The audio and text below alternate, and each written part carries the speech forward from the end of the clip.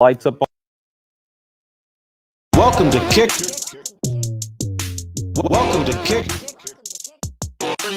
Welcome to Kick. Welcome to Kicker Unmasked Live Weekly. Good evening, everyone. Tuesday. Good evening, everyone. I like to keep the show to about 90 minutes.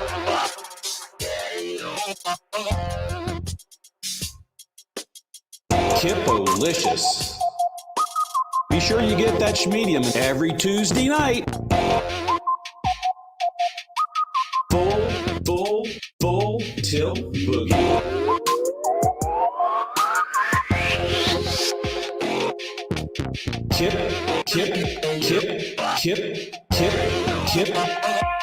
Kippolicious.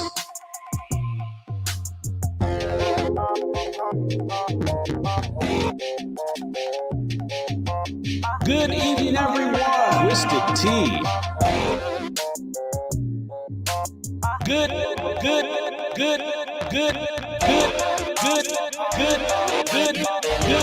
everyone.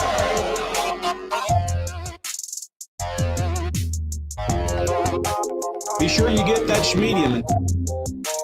Twisted Tea. Hippopotamus. Cold beverage. Schmedium. Midler. Out in BFE. Out in BFE. At the end of the day, full.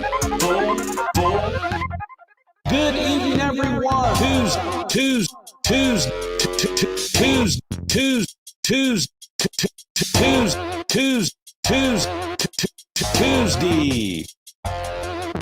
Full tilt boogie.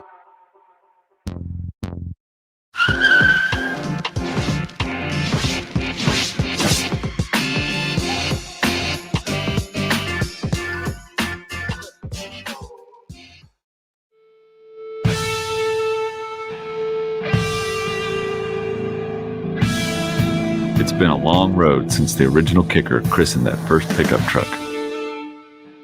It kicked off a car audio renaissance, and upgrading your music in a vehicle was a requirement. America's music machines became living loud over your passion, your emotion, your existence. Outdoors or on the open road, your sound is Kicker.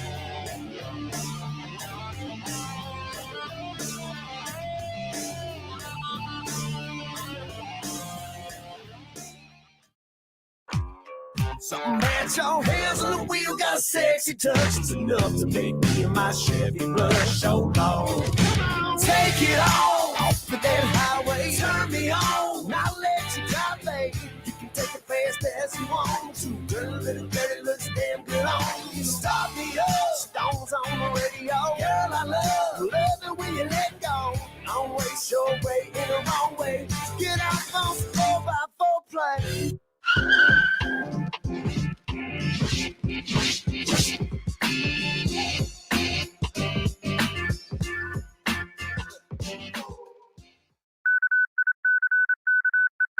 Flash! This just in. Extra low frequencies detected emanating from the heavens. Saucer-shaped objects confirmed all over the world. Unidentified flying K saucers spotted delivering Kicker's amazing new CompQ Superwoofer. Built for precision, built for abuse, built for the future and benefit of mankind. Kicker's new CompQ woofer leaves audiences astounded and amazed as it reveals subtleties in their favorite music in a way that is sure to make women blush and grown men cry. The surround features Kicker's variable cross-section high-roll design, allowing extended cone travel and excellent cone control. It's firmly attached to the cone, reinforced with our iconic stitching. Betsy Ross would be so proud. The injection-molded solo cone and laser X cone brace combined in a single ultra-rigid unit. Venting in the brace relieves performance-robbing back pressure. All this adds up to very low distortion and amazingly clean low bass. The progressive roll blue lace spider adds even more cone control at maximum excursion. The woven tinsel leads are sandwiched between the spider and the lace for durability and long life and to prosper. The spring terminal's heavy-duty square design accepts wires as big as 8-gauge or two 12-gauge wires for multi-sub installations. The high-temp voice coil is rumored to be spun upon the looms of the gods of polyamide fiberglass, along with a reinforced former for high strength and power handling. Now, add colossal magnets, plus a cavernous bump back plate, an extended pole piece created in a single forging, the likes that haven't been seen since the creation of Poseidon's trident. And the result is a driver with superior control and effective heat dissipation that extreme performance demands. The all-new KICKER CompQ is designed from the ground up to deliver everything you demand from a premium subwoofer. High output, deep, powerful, accurate bass, remarkably small enclosure requirements, stunning good looks, and not to mention the ability to frighten small children when turned up to 11. So there you have it, the all-new KICKER CompQ subwoofer, another zenith of innovation and epic majesty from KICKER.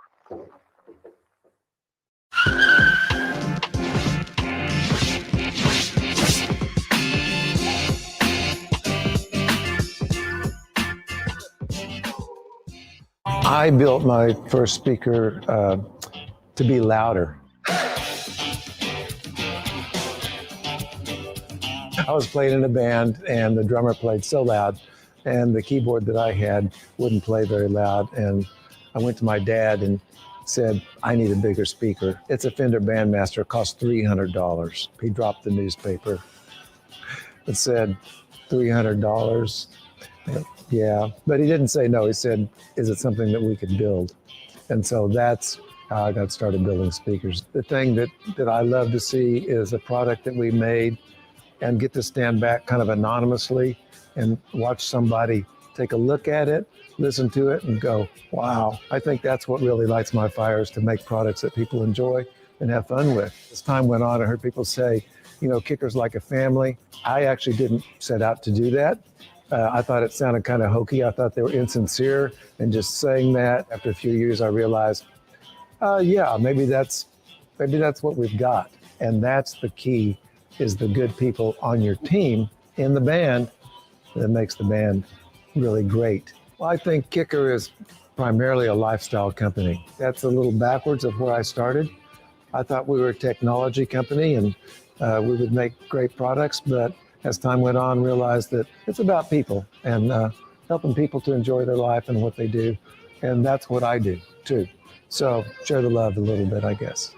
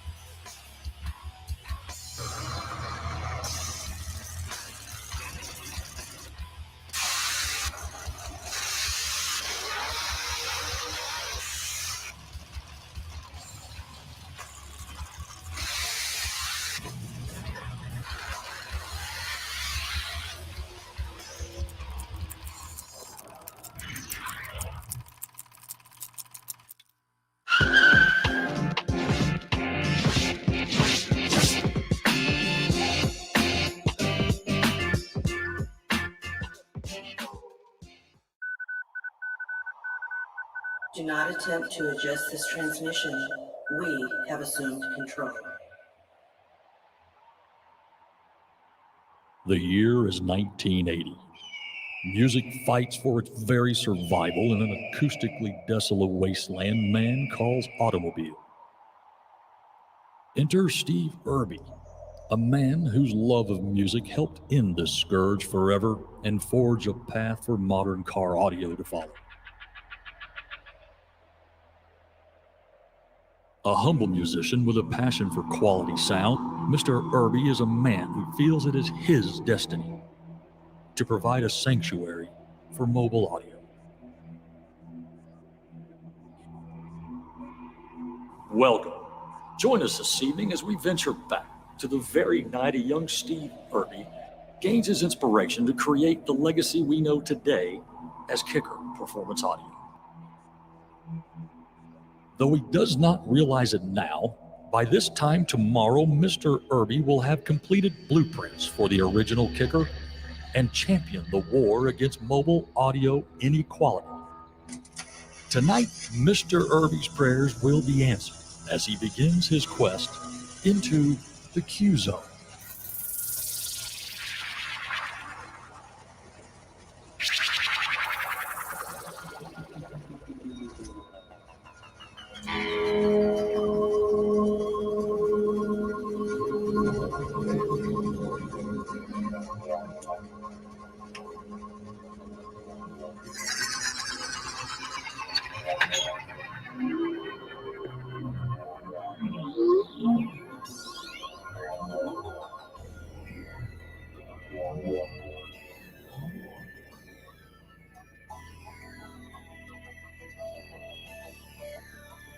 Kicker L7QB8.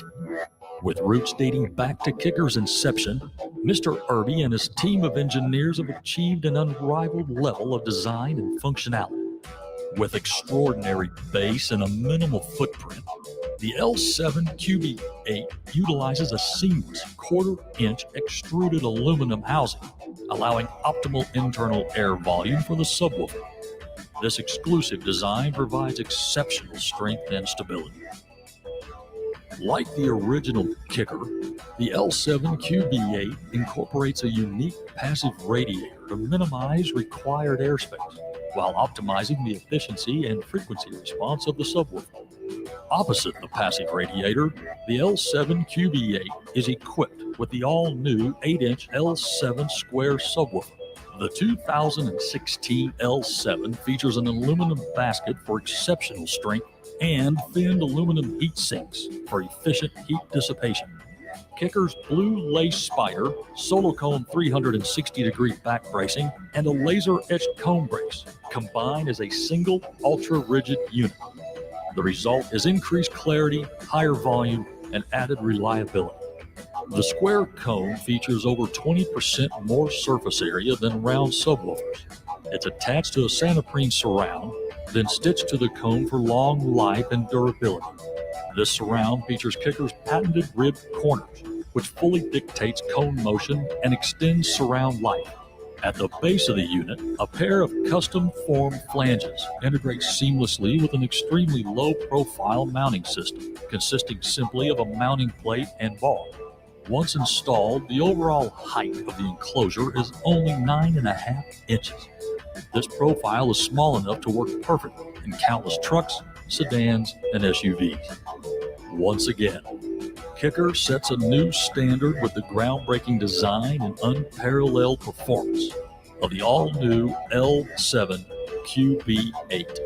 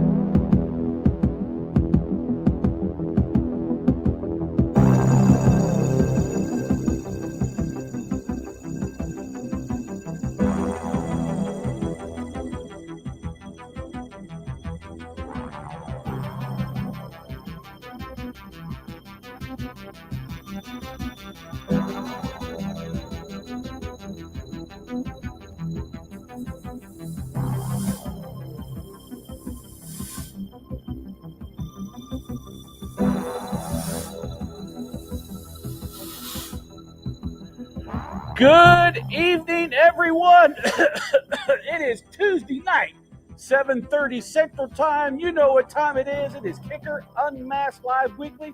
Welcome to the show. As you can tell, it's fall.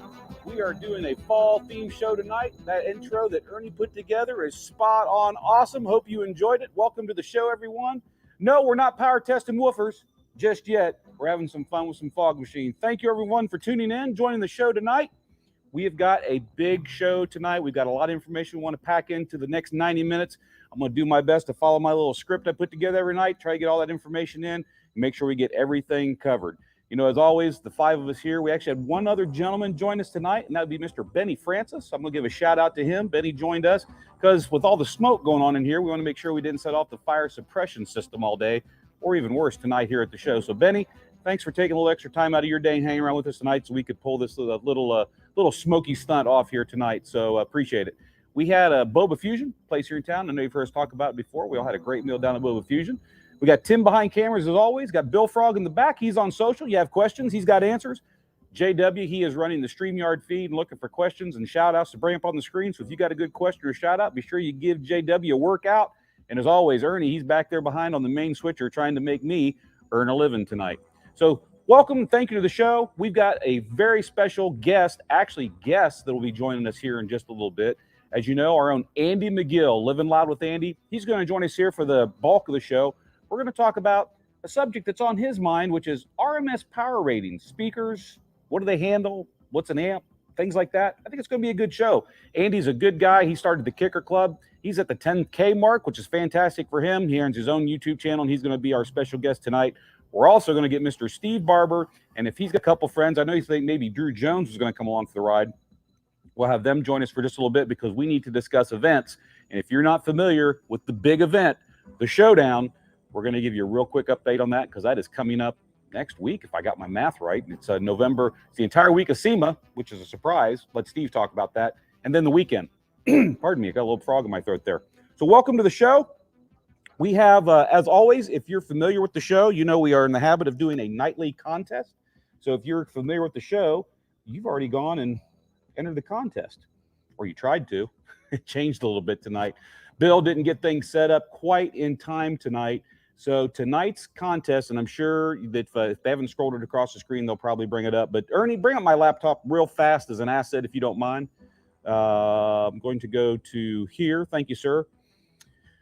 The live giveaway tonight is going to be kicker.fun. I know we told you guys it was always going to be kicker.com, but we had a little snafu tonight. So it's actually kicker.fun/RMS, and that will get you to the nightly drawing tonight. So if you're a little confused tonight, we apologize. All of us have a lot of our plates during the day, and unfortunately this one just slipped through the cracks, but the contest is up. It's ready to go. Just go to kicker.fun/RMS. And as you can see, typical fare, third place, we're going to get you a set of those EB300 wireless earbuds, the Kicker car tag, and of course, one of those limited edition Kicker Unmasked Live t-shirts. You can only get the Unmasked t-shirts if you're watching the show and doing the giveaways. Second place, Tabor 2 wireless headphones, that same Kicker tag, and again, a t-shirt for you. And man, talk about a grand prize tonight. We are giving away a Comp R 12-inch loaded enclosure, one of our 48 VCWR 122. So that's a single 12-inch Comp R woofer and a vented enclosure. Cabinet is 2 ohms at the terminal cups. You're going to get that, a Kicker tag, and a limited edition Kicker Unmasked Live t-shirt. So that is the drawing tonight, the nightly drawing. If you're new to the show, this is something we do every Tuesday night. We kick it off right at 7:15. We open up the gates. We close this one at 8:30. We announce the winners before 9 o'clock here on the show. So just remember tonight, though, it's normally kicker.com/UM Weekly. And tonight, just because of a snafu, understand tonight the link is kicker.fun/RMS. If you have any questions, post them in the comment feed. Bill will hit you back with any of that. He'll even scroll the thing at the bottom of the screen so you know what's going on. So that's the nightly contest. More importantly, if you go to kicker.com/giveaway, this is the big contest we're doing with MB from MB Enclosure. And of course, he was our guest last week. Fantastic gentleman. Loved having him on the show. I can't wait to get him on again. We had a great show with this, and we're doing a giveaway where we're going to do 2 8-inch Kicker square subs, and we're going to do that in one of MBE's, his heart and soul goes into every one of these enclosures. He knows what he's doing. but it's going to be for a 2019 and up Ford F-150. So that is what the prize is. It's an enclosure that is made for an underseat crew cab rear for 2019 and up Ford F-150, and you're going to get 2 Kicker 8-inch square subs. And the reason we're saying 2 8-inch Kicker square subs, we don't know which models we're going to do yet. It's going to be based on availability. So you're going to get either a set of L7Ts, you could get a set of L7S, and it might even be a set of L7Qs. We're just not sure because we don't know what we're going to have in stock to send you at the time of winning. But just keep that in mind. You will get a set of Kicker 8-inch square subs to go in that box. So that is the Kicker giveaway that will be running until November 29th. You've got until the 29th. This contest will be open until then. At 29th at midnight, we shut this one down. We're going to pull and announce the winner with MBE himself right here on the show on November 30th. Moving sideways from that, since Ernie's already got my screen up as a laptop asset, I'm going to move on over to events.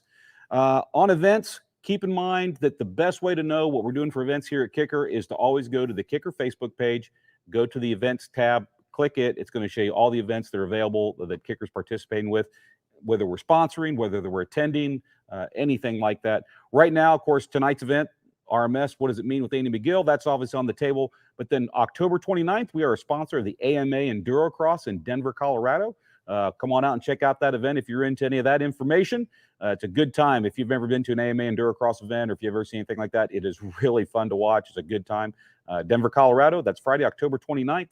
And then here just in a little bit, we'll have them on the show to talk a little more in depth. We got the showdown at the Great Las Vegas Taco Festival. That's the huge show that Steve Barber over at Charton is putting on. It's going to be a fantastic event. We're talking live music. We're talking an actual car show, SQ contest, SPL contest, live music, if I didn't say that already, and then fantastic food. Some of the best food trucks out there are going to be available for you to get your fill on great, great food truck fill. So that's going to be the event. That's actually November 6th and 7th. There's actually more that goes along with the Showdown event, but I'm going to let Steve Barber get into that a little bit deeper when we get him here on the show. So that is, I think, everything for now that I want to take from my laptop, Ernie. So if you haven't already, bring me, oh, hey, there I am. I'm back on screen. So that takes care of that, the NBA Contest events. What I would like for you guys to do is, if you like what we do here at Kicker Unmasked Live, you know, this is actually it's show 50 for the weekly. Now, if we count the very first show we did on for replacement of SEMA a year ago, it's actually 51 shows, but we're counting at 50. We're not really counting that first one. So this is show 50. We are glad to put this on. If you guys enjoy the show, please, on your way out the door tonight, do us a huge favor and hit that thumbs up button. Like it. If you like what we're doing, subscribe to the channel on YouTube. We certainly appreciate that if that's where you're watching it from. That simply gives us the data, the information that we need so that when we want to do other things on this show, our bosses kind of give us the leeway and we can pull those things together, whether it's tests or demos or guests. We just need to know that the content we're producing for you guys is something you enjoy. And if you do, we're going to always do more of it. We're excited. I mean, we're just 2 shows away from 52 shows. And boy, we are excited about that. So I thank everyone. I know some people out there watching have been tuned in for every single show. Thank you. Thank you so much. If you're new and tuned into the channel, man, we love having you join us. Comments, questions, as always, you want to reach out to social@kicker.com. That's going to put you straight into Bill Frog's inbox. So if you got a suggestion for the show, if you got a question for Bill that about a product, he can either answer it or he can direct you to the right people that can. Anything like that you want, please always remember to bring those up and throw them into Bill Frog's inbox at social@kicker.com. And if you do have a tech question that's Kicker related, if Kicker sub, Kicker speaker, enclosure, amplifier, whatever, if it's Kicker related and you got a tech question, you can always reach out to our own in-house tech support. They're here Monday through Friday from 8 a.m. until 5 p.m. Central Time. Understand we talk times here. We're always talking Central Time. You can reach them. The phone number is 800-256-0808. That gets you straight into a human voicemail. Actual girl answers the phone. She'll direct you to say, I need to speak to tech support. She'll get you up to the queue, and those guys can give you a hand up there. And if you prefer to do it over email, of course, you can do that. As always, it's support@kicker.com, and that will get you into the queue for their support system on the email side. So we're here to help you. We want to answer your questions. We want to answer as many of them as we can, and we want your input and suggestions for the show. We put this show on for you guys. We love hearing what you want to know. We love getting feedback from you on products. And, as always, when there's new product to talk about, it's always going to be released here on Kicker Unmasked Live Weekly every single time. This is the place you'll know about it. So keep that in mind.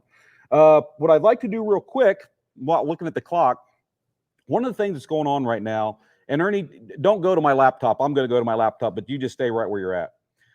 So one of the things that's been going on, guys, is, as we know, for anything and everything out there, the global supply chain, as far as manufacturing, the logistics to move it around the world, my favorite term for it is, like, I call it a dumpster fire, and it really is.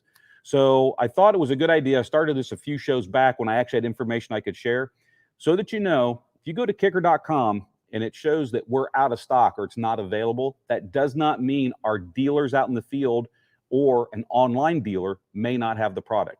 You're always going to want to reach out to a local dealer or to an online retailer who you like to shop at, whatever that may be, if we don't show it in stock here at Kicker. Because here's how it works. We get stuff in, we fill all the orders for our dealers first. If there's anything left, we put it up on kicker.com direct. If there's nothing left, you can't buy it straight from kicker.com. So keep that in mind. We take care of our dealers first. So what I thought I'd do real quick, I get these forwarded to me. It's product releases. So this is stuff that's come in.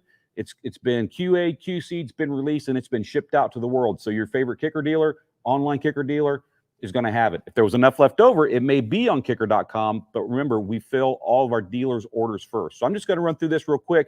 I think it's nice you guys know what we've just recently got in and what we've recently shipped out. That way, if you're interested in a product, you can reach out to a Kicker dealer and you can find this for yourself. So just a real quick rundown. We have got in some more HS10s. That's the Hideaway powered subwoofer, HS10s. We've got some more of those in. They've been released. They're on the way to our dealers.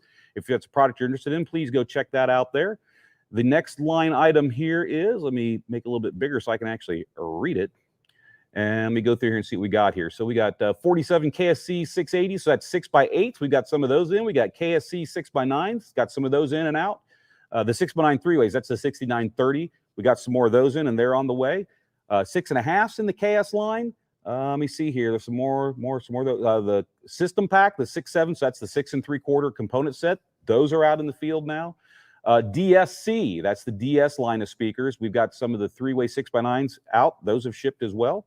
Comp S10 104 boxes. So 44 CWC S 104s. We have some of those that have hit, and they're out in the field. Some CS Series 6.5s. Those are out. TC 104s, that is the 10-inch comp truck box. We sell a ton of those. More of those have landed, and those are out in our dealers' hands, so go check that out. And the vented CWC 122. Hey, that sounds familiar, doesn't it? Seems to be the thing we're giving away tonight. Big bunch of those landed. Those are out in our dealers' hands, so go check that out. I'm going to go up here to the next one, see what else I got for you. KXMA. So that is the high-end marine line of amplifiers. We do the KX and the KXMA. The MA is the higher end line of amplifiers.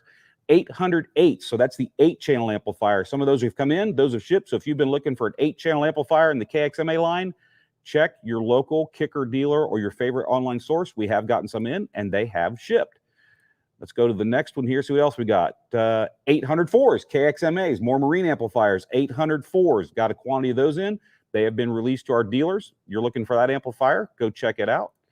Me go on up here. I got quite a few to go over here tonight, so I hope you find this interesting. This one here, bring it up so I can read it. Let's see, more TC 104s, more CWCS 104s, more VCWC 122s, some more CS 6.5s, KM taps, some 12 KM taps. Those are not, they're NA, ignore those, they're just on the sheet. More DS 6.5s are out in the field. DS 6x9 three-ways are in the field. Some more TCWC 104s. KM TC8s are available now. DSC 65004, so that's a DS 6.5-inch speaker. TC 104s, again, that's the truck box. DCWC 122s and TCWC 104s. Those are both loaded enclosures, one with the 12, one with the 10. Man, I hope we're done testing speakers here soon. Man, Capton has a really funny odor. Moving on along from this one here, let me go to the next one here. We've got some CXA amplifiers. And, you know, we sell a ton of CXA amplifiers. People love these. It's a great amplifier. We just got in-house and released a bunch of 1200.1s. So that's a 1200-watt monoblock. And we got some 1800.1s in as well. And those have been released. So, again, check your favorite Kicker dealer, whether it's online or brick and mortar. See what they have available. If you do not see it on kicker.com. I just want to stress that, again, that we fill our dealers first before we keep anything for kicker.com. And let me go down here to this next one. Oh, here's a good one. We got some KXMA What? 905s.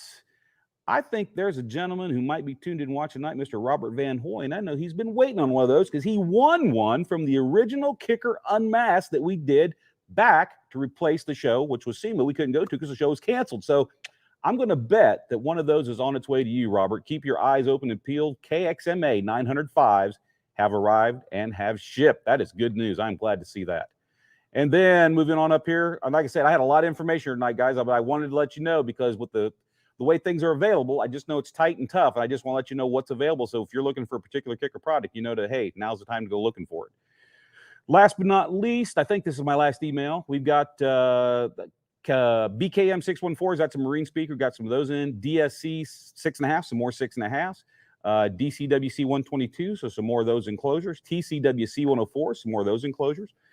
CS speaker line, we got some 6x8s. Let's see what else we got here. KS, we've got KSC 2704s. The KSC 2704, that is the 2 3/4 inch Midler. That has been a fantastic speaker for us. We've been out of them for a while. Got a batch of them in. They've gone out to our dealers. If you're interested in that speaker, go check it out now. Hit your favorite kicker dealer. Also got some 3.5s in the KSC line, 4s in the KSC line, 4x6s in the KSC line, 5 1/4s, 6 3/4. KST 2004. I think that's a tweeter. I may be wrong. Maybe it's my. I think the 204 is the small 3/4 tweeter, and then the 2504 is the 1 inch tweeter. Got some more of those, both of those in, and those are out in dealers. And then some more DCWR 122s. Got some more of those in as well. And let's see. Oh wait, hey, I got more. Hold on, man. This is fun. I didn't know I had this many. We also got in some PT 250s, 11 PT 250s. I actually got a good quantity of those in. Those have been in. Those will be shipping out to dealers. So if you're interested in that product, go check it out. Some more KMA amplifiers here. 604s, so the 48 KMA and the 48 KMA 804. No, those are both 604, excuse me. So actually 2 batches of them. There's a lot of those there. That is fantastic news to hear.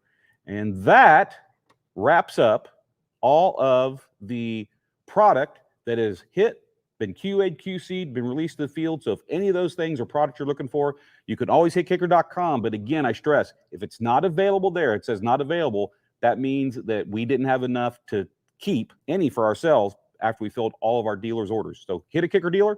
They'll be able to get you that information, and hopefully it'll get some great sound in your car, truck, van, SUV, UTV, boat, whatever you're looking to put sound in. You know we got gear to fit it, and that's what's available right now. We'll keep this up probably for quite a while.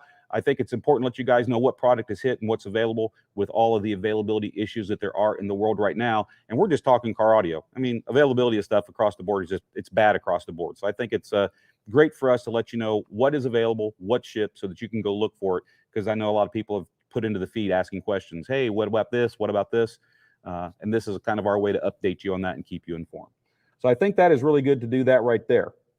With that said, I didn't know how I was going to do this for the show, but I think I'm going to do is actually I want to bring Andy Magill in first. I want to bring in Andy first. So if you will, JW, would you bring Andy Magill into the StreamYard feed with us here tonight? Living Loud with Andy, my man. How are you, sir? Pretty good. How are you doing, Kip? Well, I'm feeling a little strange tonight. I normally feel like Kip, but tonight I got this funny hat and I got this weird shirt on me, and so I feel like a hopper. I don't know what someone told me. It's like a hopper, whatever that is. But that's what I'm feeling, like a hopper. So I like it. I hope I can pull this off. I'm dressed up as Kip tonight. Can't you tell? You are. You're looking good as Kip. I mean, you're a lot more clean shaven than he normally is, and you got a much better lighting there going on tonight, and the Cookie Monster in the background. I mean, who wouldn't want to be Kip right now? I mean, you're the star. I'm trying. You and I have got a topic to talk tonight, and you and I talked a little bit earlier. We've got a demo that hopefully goes off well tonight. We're going to get to that in just a little bit. But I wanted to bring in Steve, and I don't know. I'll have to look here in the feed and see who's all joining him, but I know it's at least Steve Barber. And I figured you might as well join us as well to talk about this, because what I wanted to cover is this great Las Vegas Taco Festival, and of course Steve Barber doing it, called The Showdown. This is a big show.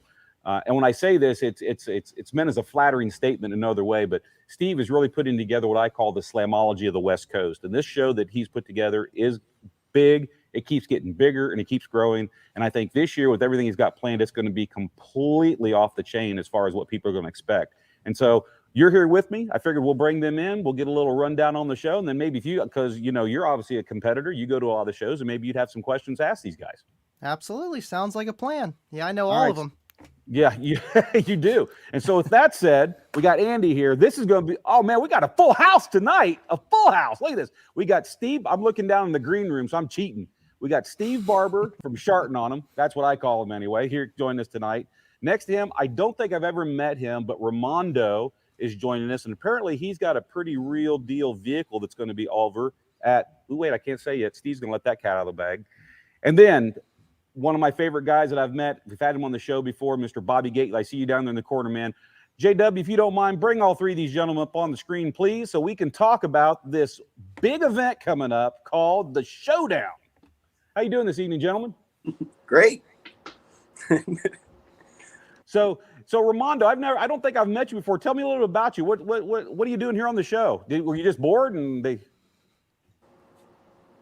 I think he's muted. Ramondo, he's from the Royal Hitters. I know him from the Rolling Thunder, man. Cool guy. Hey, Ramondo, you're muted. Of course, I look muted tonight, so I guess it fits. You're pretty dark back there. I know. It's. You there, Ramondo? Maybe? Hello? I don't know if it's on the Keep program. working on your audio there, Ramondo. We're not getting anything over your mic. Bobby, you there? Can we hear you? I think so. Can you hear me? I can, absolutely. We're good. Got you, Bobby. Can you hear me Can now? you hear me? There, we can hear you now, Ramondo. Yeah. Yes, we can hear you, Ramondo. All right. So nice to meet you, Ramondo. What are you doing here tonight? Steve said that he had a couple of people he wanted to get on the feed, and you were one of the names he mentioned. So what are you doing here? Well, I'm just here. Steve invited me on the show, and I'm pretty familiar with you, Kip. I've been in the car audio industry since early late 90s. Been doing YouTube videos since 2009. Oh, and wow. I think one of my first videos was with CVR 15s in the custom box. Wow. Nice. Yep. Awesome. And, so go ahead. And just throughout the years, I've just been progressing, getting better, learning, getting different experiences, and I'm at the point now where I'm trying to build a foundation pretty much. Well, you say that, you say learning and progressing. I think everyone up in this panel would agree to that. We're all doing the exact same thing. Exactly. Yep. And then, Bobby, besides making boxes, which means you're making lots of man glitter, how are you doing this evening? Well, I'm doing pretty good. I have a SEMA builds. We have a little SEMA crunch going on over here. We're working on some door panels. The truck itself isn't finished being built, but it's a Ford truck, and I have a Ford truck. So we got my truck in pieces, and I'm making some crazy custom door panels for it. The guys at Sky High are putting together this wild build that'll be displayed at SEMA, and it's a lot of work. we definitely found a couple of obstacles in the last 20 minutes, half hour. Me and my technician Colt were like, this is how we're going to fix it. And then it's like, no, we're not. We're going to do something else. It's like, okay, I'm going to go get on live with Kicker and I'll figure this out later. But be right back. Everybody needs a little break. And so just call this a little break. You're just taking your 15-minute break. Yes, absolutely. That's what it is. Taking a break. Hey, Todd, to bring this comment up, Todd Rogers out there. Hey, how you doing, Todd? So does Kip drive a Ferrari? I guess this could be mistaken for a Magnum PI outfit. I guess that does fit. That's funny. Steve, yes. The reason we got you and the reason we got Ramondo and the reason we got Bobby here is, we've been talking about for quite a while this great Las Vegas Taco Festival and the Showdown event that you've got going on. But you've got confirmed in the bag something else that's going along with this, which is huge. And I'm going to let you tell the fine folks what's going on at SEMA this year. Huge. Yeah, I mean, we kind of mentioned it before on one of the last shows, but we do have our space now, and we've got a title for the space. It's called the Mobile Audio Showcase, and it's at SEMA. It's going to be going on Tuesday through Friday. SEMA's the biggest car show in the world, 200,000 plus people. It's just insane. So, yeah, we've got a spot there. It's 200 feet long.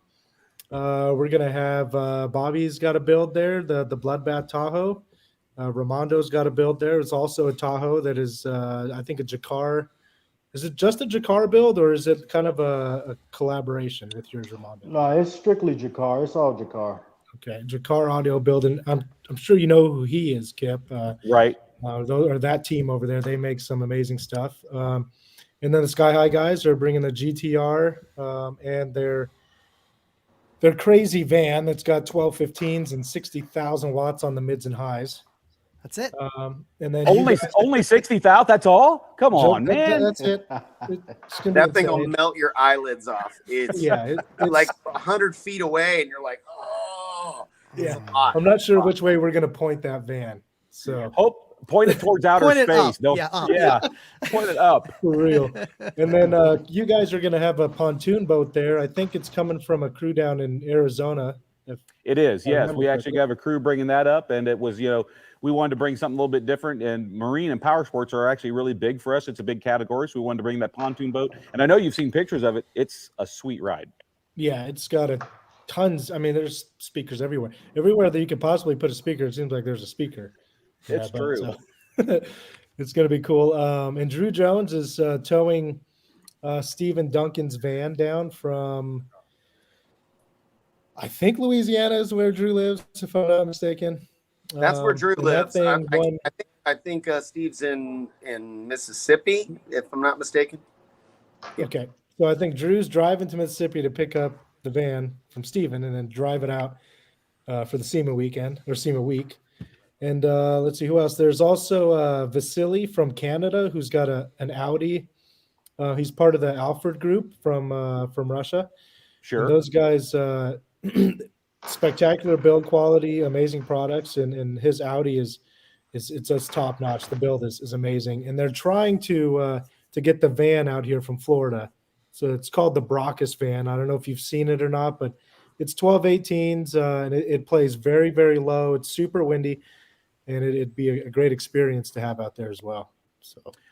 So it's probably safe to assume, Steve, besides you, I know you'll be there at the event, but Ramondo and Bobby, you're both going to be will you be at the whole SEMA week and the showdown afterwards? Yes, sir. I had already definitely. planned on attending the showdown, and we planned on attending SEMA, just wandering through for a couple of days, so just extended the trip a little earlier, or a little earlier start on the trip, and included a couple of upgrades to the Bloodbath before we bring it down. So Well, I've just brought up, I've been kind of watching the comment feed here, and there's a Josh Holden says, I've been wanting to meet Bobby Gately for a long time now. So Josh, it's virtual, but here's Bobby Gately on the screen. But, if you happen to be part of the trade and you can get into the SEMA show, you could obviously go meet Bobby over here at the audio, I'm going to call it the Audio Mecca Playground, because that's what it sounds like.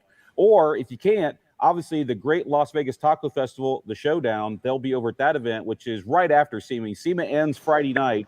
And then the showdown will be Saturday and Sunday. Is that correct, Steve? Yeah. And I believe the outdoor portion of SEMA is open to the public. So you could just kind of walk right into it. We're outside, so you don't need your pass to come see us. At least as far as I understand.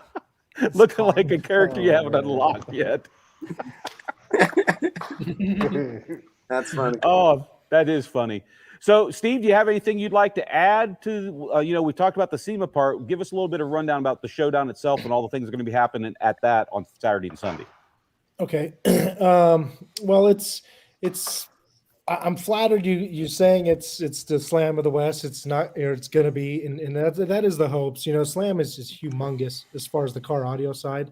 It is. We're not quite there yet, but we do have all the same fixins, if you want. We've got 5 of the orgs there, 4 of the major orgs, and then Base Wars, which is slowly becoming more and more popular, at least here in the States. And then on top of that, just tons of demo rigs. I mean, there's going to be a couple 100+ cars, just audio cars there, competing plus demoing and all that. And then we've got our vendors like Sky High and you guys, Kicker, and a few others that are going to be out there showcasing product and selling goods and stuff. Sure. And then obviously the taco festival, like you mentioned before, there's 30+ taco vendors, there's live music, there's a carnival, there's just there's a tons of stuff. 1,000+ cars in the car show side. So there's a lot to do. That's awesome. There's going to be a lot to do. It sounds like it's going to be a really fun weekend. And so I was glad we could get all of you on here tonight to just kind of do when we've been doing this, but getting Bobby and getting Ramondo on here. These are the guys, and they're going to be a host of others. I know Drew Jones is going to be there. So if a lot of you out there are familiar know Drew Jones, he will be at the event as well. And he's taken Steve Duncan's van. Is that correct? Right. And that's the van that actually won Deadliest Demo at Slamology. And Ramondo here was in the top 3. I'm pretty sure his was second. So, I mean, we've got 2 of the Deadliest Demo vehicles at Slam that are going to be here. And so, yeah, it's going to be awesome. And if Bobby and Ramondo want to talk a little bit about what's in their build. Go ahead. It'd be great. Yeah, go ahead. Bobby, you're up first. Tell us what you got in the ride. Oh, shoot. We have what we named the Bloodbath Tahoe. It has 3 15-inch B2 audio Rage XL subwoofers powered by a B2 Great White 16,000 watt amplifier, 62 total speakers, between the front and rear doors and the A-pillars, and then the subwoofers as well. It's a pretty efficient build. It's really built to demo and play all day. It's got a bunch of this Bloodbath red staining process and all the woodwork that we did in it, and lots of acrylic and red lights, and it lights up like crazy. And it's a workhorse. It's built to play and make people smile. And so far it's done a really good job of that. And we're really proud of it. Our customer that owns it, Sinister Car Audio out in Houston, Texas, has, let us hold on to this thing all the way through. And then we're like, hey, we're going to take it to SEMA. He's like, great. So we're going to do that. And geez, I don't know when I'm going to be able to give it back to him. Like, I kind of want to keep it. So, but it should be a really good time. I'm hoping to be able to give a lot of demos and, blow a bunch of hair around and make a bunch of people smile. And I think this whole thing is one of the biggest things for the car audio industry that has happened in a very, very long time. I don't think as many people in the industry quite understand. Me and Steve talked about this a few times. Man, this is really big. It's the closest thing to it was John Nolte getting to play his truck in the parade, and him, had that model sticking out of the sunroof and blowing her hair all over the place, and it made the crowd go nuts. And it was a heck of a spectacle. But that was 15 minutes of that, where we're going to get the whole week of these trucks out there playing. And I think it's going to do a lot for the car audio industry. I think it's going to be a really good time. Obviously, if you're part of the trade and you can get into the SEMA show, you're going to want to go visit this area. It's going to be fantastic. But if you're not part of the trade, you can't get into the actual SEMA show during the week. All of these things that are on display are going to move over to the showdown. Correct, Steve? Right. Yep. So, if you're just average consumer, or if you're and you just want to go check this stuff out, you need to get to the showdown and check out every single one of these builds. And Bobby, real quick, before we move over to Ramondo, there was a question here in the feed from a Daniel Jenkins. Daniel, thanks for tuning in tonight. How many, I'm sure he means how many, he says, how alternators does Bloodbath have? So basically, what kind of electrical system are you feeding it with? Amazingly enough, with the 16,000 watt amplifier, we're wired at like 1.3 ohms. We probably got a ton of rise, probably not making tons of power, but it's got a single 100 amp hour limitless lithium battery, and it just has 2 380 amp alternators, and it's really built for efficiency so that it doesn't need to, run a lot of power. There's probably a later iteration of this vehicle where it has multiple 16,000 watt amplifiers and maybe some higher power handling subwoofers. But right, the first iteration here it's just a couple alternators, and that's all it needs for now. That's how my Explorer started. It was a efficiency build. I remember that. Yeah, 1.8K and then turns into 2 and then 3 and then it just goes 12 2400s. Yeah, you lose track of common sense and money and just keep going. Sometimes you don't need all 16,000 watts, but you've got it. You've got it. So real quick, I want to get this up here. Williston Audio Labs, we all know that's our boy Big D. He shouts out, Bobby has an acrylic thing down to an art. And, that's a fact, Bobby. You are an artist at the stuff you design over there. And so I definitely wanted to pull that comment up and give you your props on that. You do a fantastic job with what you do. And I wish I could be there. As you know, they've got us underneath lockdown here, so Kicker won't be attending SEMA at all. But I'm going to be there in spirit. I sure wish I was there to see all this stuff. So, Bobby, I'm going to move sideways to Ramondo. Ramondo, tell us about, Steve said that thank you, Bobby. Tell us what you got going on your ride, Ramondo. All right, so I have, just like Steve said, I got a Jacquard build that was built from Jacquard Audio. It's kind of a collaboration build because my doors, they're built by Epic Center Designs, John Kent down in Florida. I got 8 not SP4s, but the Team V3 18s. I have 8 PowerX 8Ks. I'm not sure if you heard of that or not. That's a new Brazilian amp that's been on the market for about 5 years. I got 4 of those running 0.7 per pair. I have 3 Limitless G50s. I have 3 JS 390 alternators charging the 16.2. For the doors, just mids and highs together, I have about 32 mids and highs, 8 sixes per door. I have 4 Peerless tweeters per door. I have 2 crescendo horns per door, and I have 2 Peerless tweeters and A-pillars. And pretty much with my build and kind of what I gear towards, I kind of like to play across the whole music spectrum, everything from 13 all the way up to 65. And the purpose of my build is to give the best musical experience that the person could ever have. And that's pretty much what I've been accomplishing since I've been going to shows across the nation. That's awesome. Sounds fantastic. Steve, I'm hoping that all of these things you guys are doing, I hope you get lots of great photos posted on social, because I look forward to seeing all this happening at the SEMA show and, of course, the showdown itself. Now, at the showdown, our own Lauren Morrell will be there. There will be a Kicker booth at the showdown. Lauren will be there. We'll have some stuff on display along with the boat and other stuff. So I think it's going to be a good time. I think the showdown, and I know – and I understand your humbleness about it, Steve, but I'm being very sincere when I say this. I've been attending your show for 3 years in a row now, and I've seen what you've done with Showdown, and you are creating what I think of as far as the caliber of the event. It's going to be the Slamology of the West, and I think this year might be the year that you actually, you start reaching that peak, and it just is you're going to see it. It's going to be great. Well, thanks, Kip. I hope so. I know it's going to be great. It's going to be a good time no matter what. I mean, I know it is, and I know the SEMA thing is going to be a lot of fun. So I need to not stress so much and just be ready for it. Well, speaking of stressing, and I'm kind of watching the comment feed here, and I got to bring this one up because I laugh when I see this comment, because I've already said a similar thing to myself.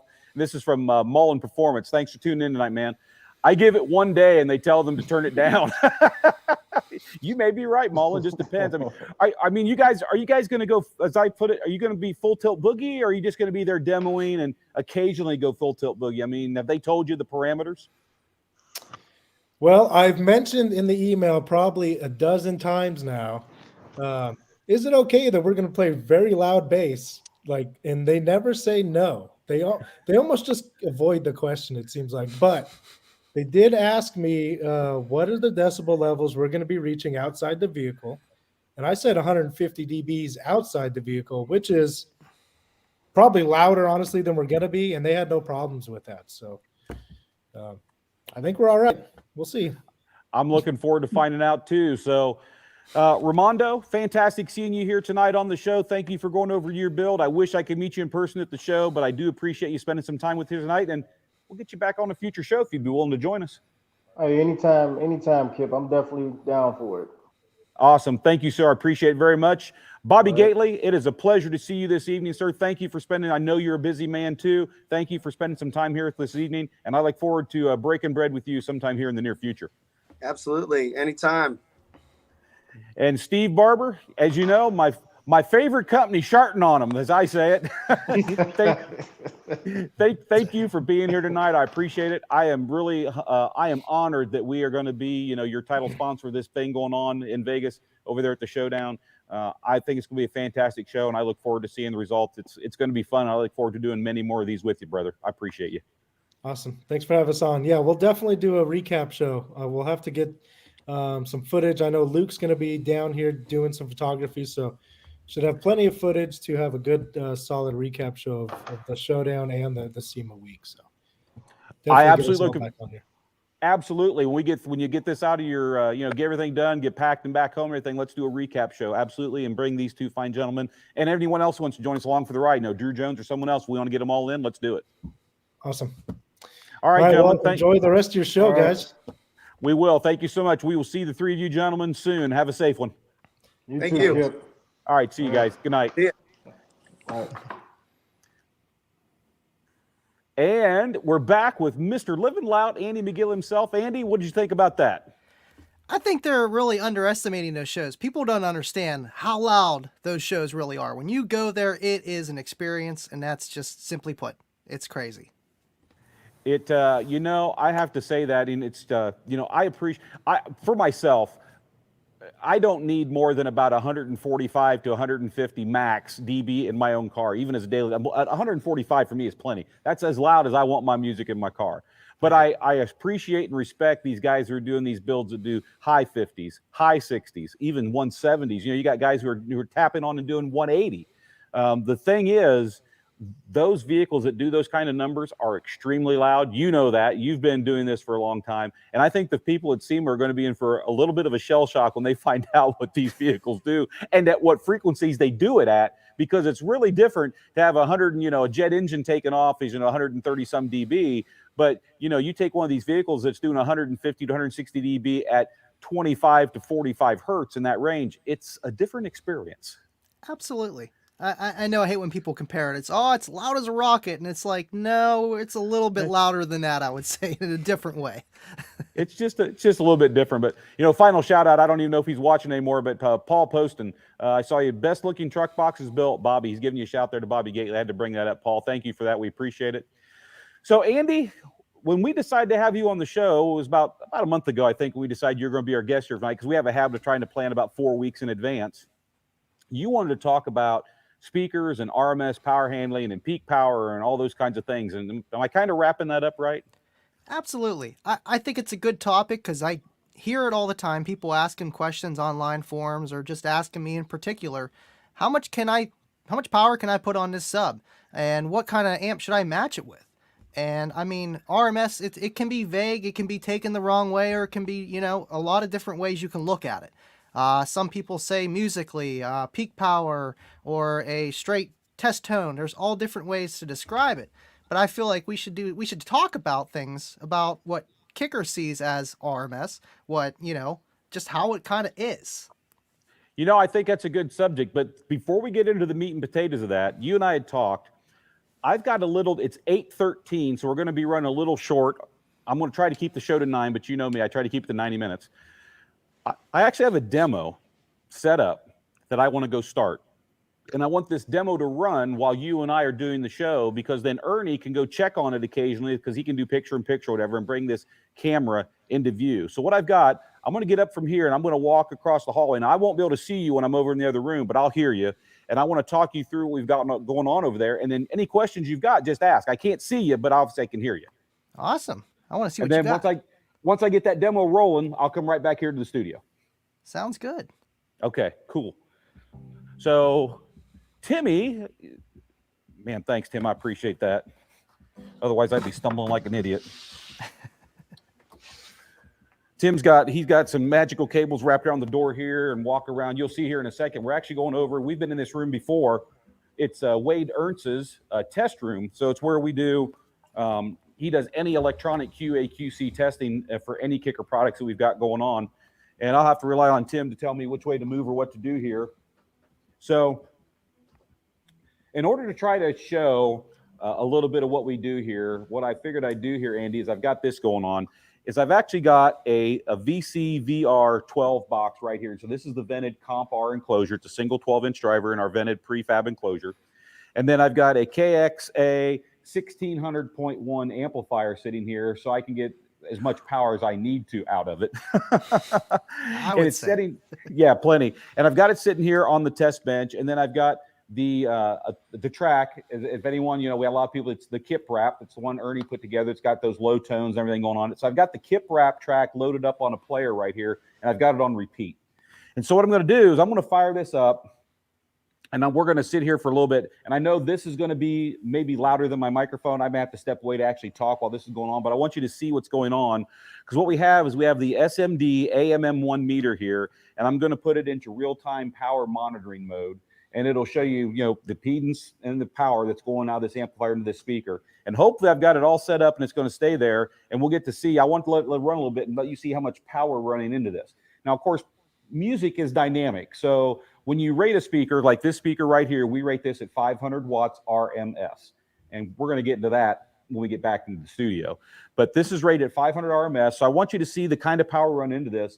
And then we're going to start this song, and we're just going to let it play. And this is going to play the entire time that we're over in the studio talking about this subject, and we can check on in it and see what's going on. But we're going to see if we can keep all the smoke in that room and keep all the smoke out of this room. What do you think?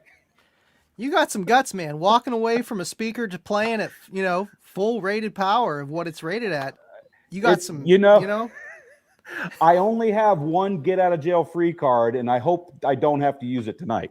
That's it. Or you can send it to me. I can make it a clock. You can always do something with them. Yeah, there's always something that can be done with a blown up subwoofer. So I'm going to turn that on. We'll get the meter here on. And then what we may have to do, as Ernie's coming to here, as you know, these AMM1s have a habit of timing themselves out and going to sleep because it's to save the battery that's inside. And so we may have to have Timmy occasionally come over here and turn this thing back on and put it back into the real-time power mode if it goes to sleep. But we'll have the camera, the speaker will be playing. We'll have all that going on. So here's the meter, here's the sub, the amplifier's on and kicking. Let me get my track playing.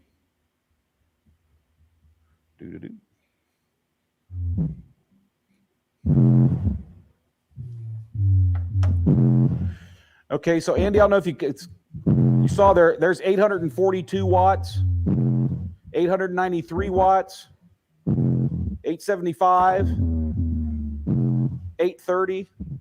Well, so it's already taken over the rated power. Right. Yeah.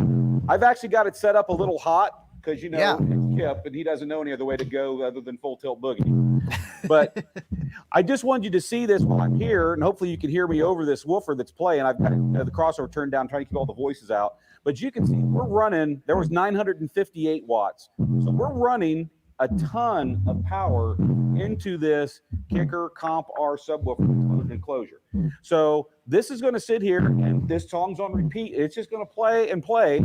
You can see what it's getting fed. So music's dynamic. So you can see there's 895, there's 462, there's 890, 554. Now I like how you got it set a little high because it's not like a continuous just boom. It's got a little break in it, but right, give it some power. Heck yeah. You saw that one there was 966. Woo. So they're 994, 972, 960, 948.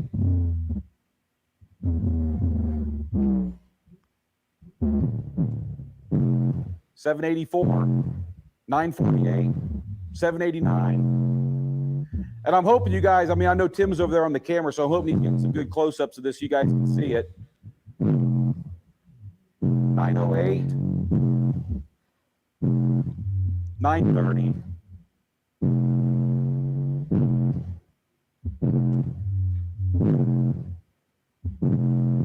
How's she feeling? Still pretty cold? The amp or the speaker? Speaker. The amp's not doing anything. It's ice cold. The front of the speaker is getting warm. I got to make sure I time it right because I don't want to. Right. Last thing I need to is put my finger into a moving cone. Hey, it'll keep it cooler a little longer, It's warm. I can feel that there's heat coming through the front, but it's not hot. It's just warm. Right. It's gonna dissipate that heat. That's the whole point of correct. Right. So what we got here, as everyone can hopefully see on this, we got the Kip Rack track on repeat, going into a 1600.1. We've got it set up, and we're getting up to almost 1,000 watt peaks going into this subwoofer here. And of course, music's dynamic, so it's not continuous. You can see what's going on here. So there's 757, 653, 664, 872, 708, 837, 817, 841. So we're going to let this just sit here and run while I go back to the studio, and every now and again we'll catch up. Bernie can bring this camera up, or maybe he can just put it in the lower thirds and just leave it there if it'll stay. But we're going to let this play for the remainder of the show to kind of give people an idea. You know, we rate the speaker 500 watts RMS, 1,000 watts peak, and we're going to get more into what all those numbers mean here in just a second. But I figured this was a good live demo to kind of show people. We'll just let this thing sit here and run. What do you think? Sounds good. I like the setup. That'll work. So we're gonna let that go, bro. I'm gonna head back to the studio, and I'll see you guys in a second. Gotta say, Kip has some trust, man. You know, I don't think I could just sit there and let my system play full tilt boogie kind of and walk away and not be able to hear it per se. You know, I feel like you got to kind of be there before something might happen. But obviously, he has trust in his equipment and he knows what it can handle and what it can't. And obviously, we're going to find out about RMS and peak rating and musical and all that kind of fun stuff.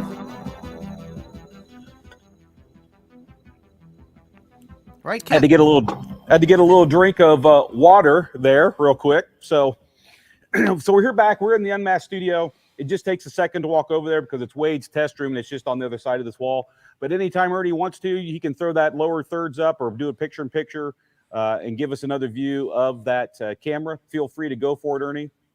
So I'm looking at the comments here. The first thing I probably want to cover, Andy, is the entire industry has adopted this standard that where we rate speakers, we use the term so many watts RMS. And here's the thing. Even though it's kind of become an accepted industry standard, RMS is not a power rating for a speaker. Never was, never has been, but people have kind of gravitated to RMS means that's the that's how you rate a speaker for continuous power or burst power or whatever. But really, RMS is how you calculate power. It's not a rating system for a speaker, although our industry has kind of adopted RMS as that way to talk about it. Really, what it should be called, and Kicker in its day, if you go back in some of the old days where Kicker did it, it was called music power handling. There was another word I'm trying to remember what it was. Nominal power may even been one of the words that was used back in the day, but musical power handling, because with a speaker, unless you're playing continuous tones, a speaker is fed a dynamic signal on and off, on and off, on and off. Just like you saw over there on the AMM1, it's not getting 500 watts continuous power. It's getting 2 watts, 200 watts, 800 watts, 900 watts, 500 watts. I mean, it's fluctuating up and down because music does the same thing.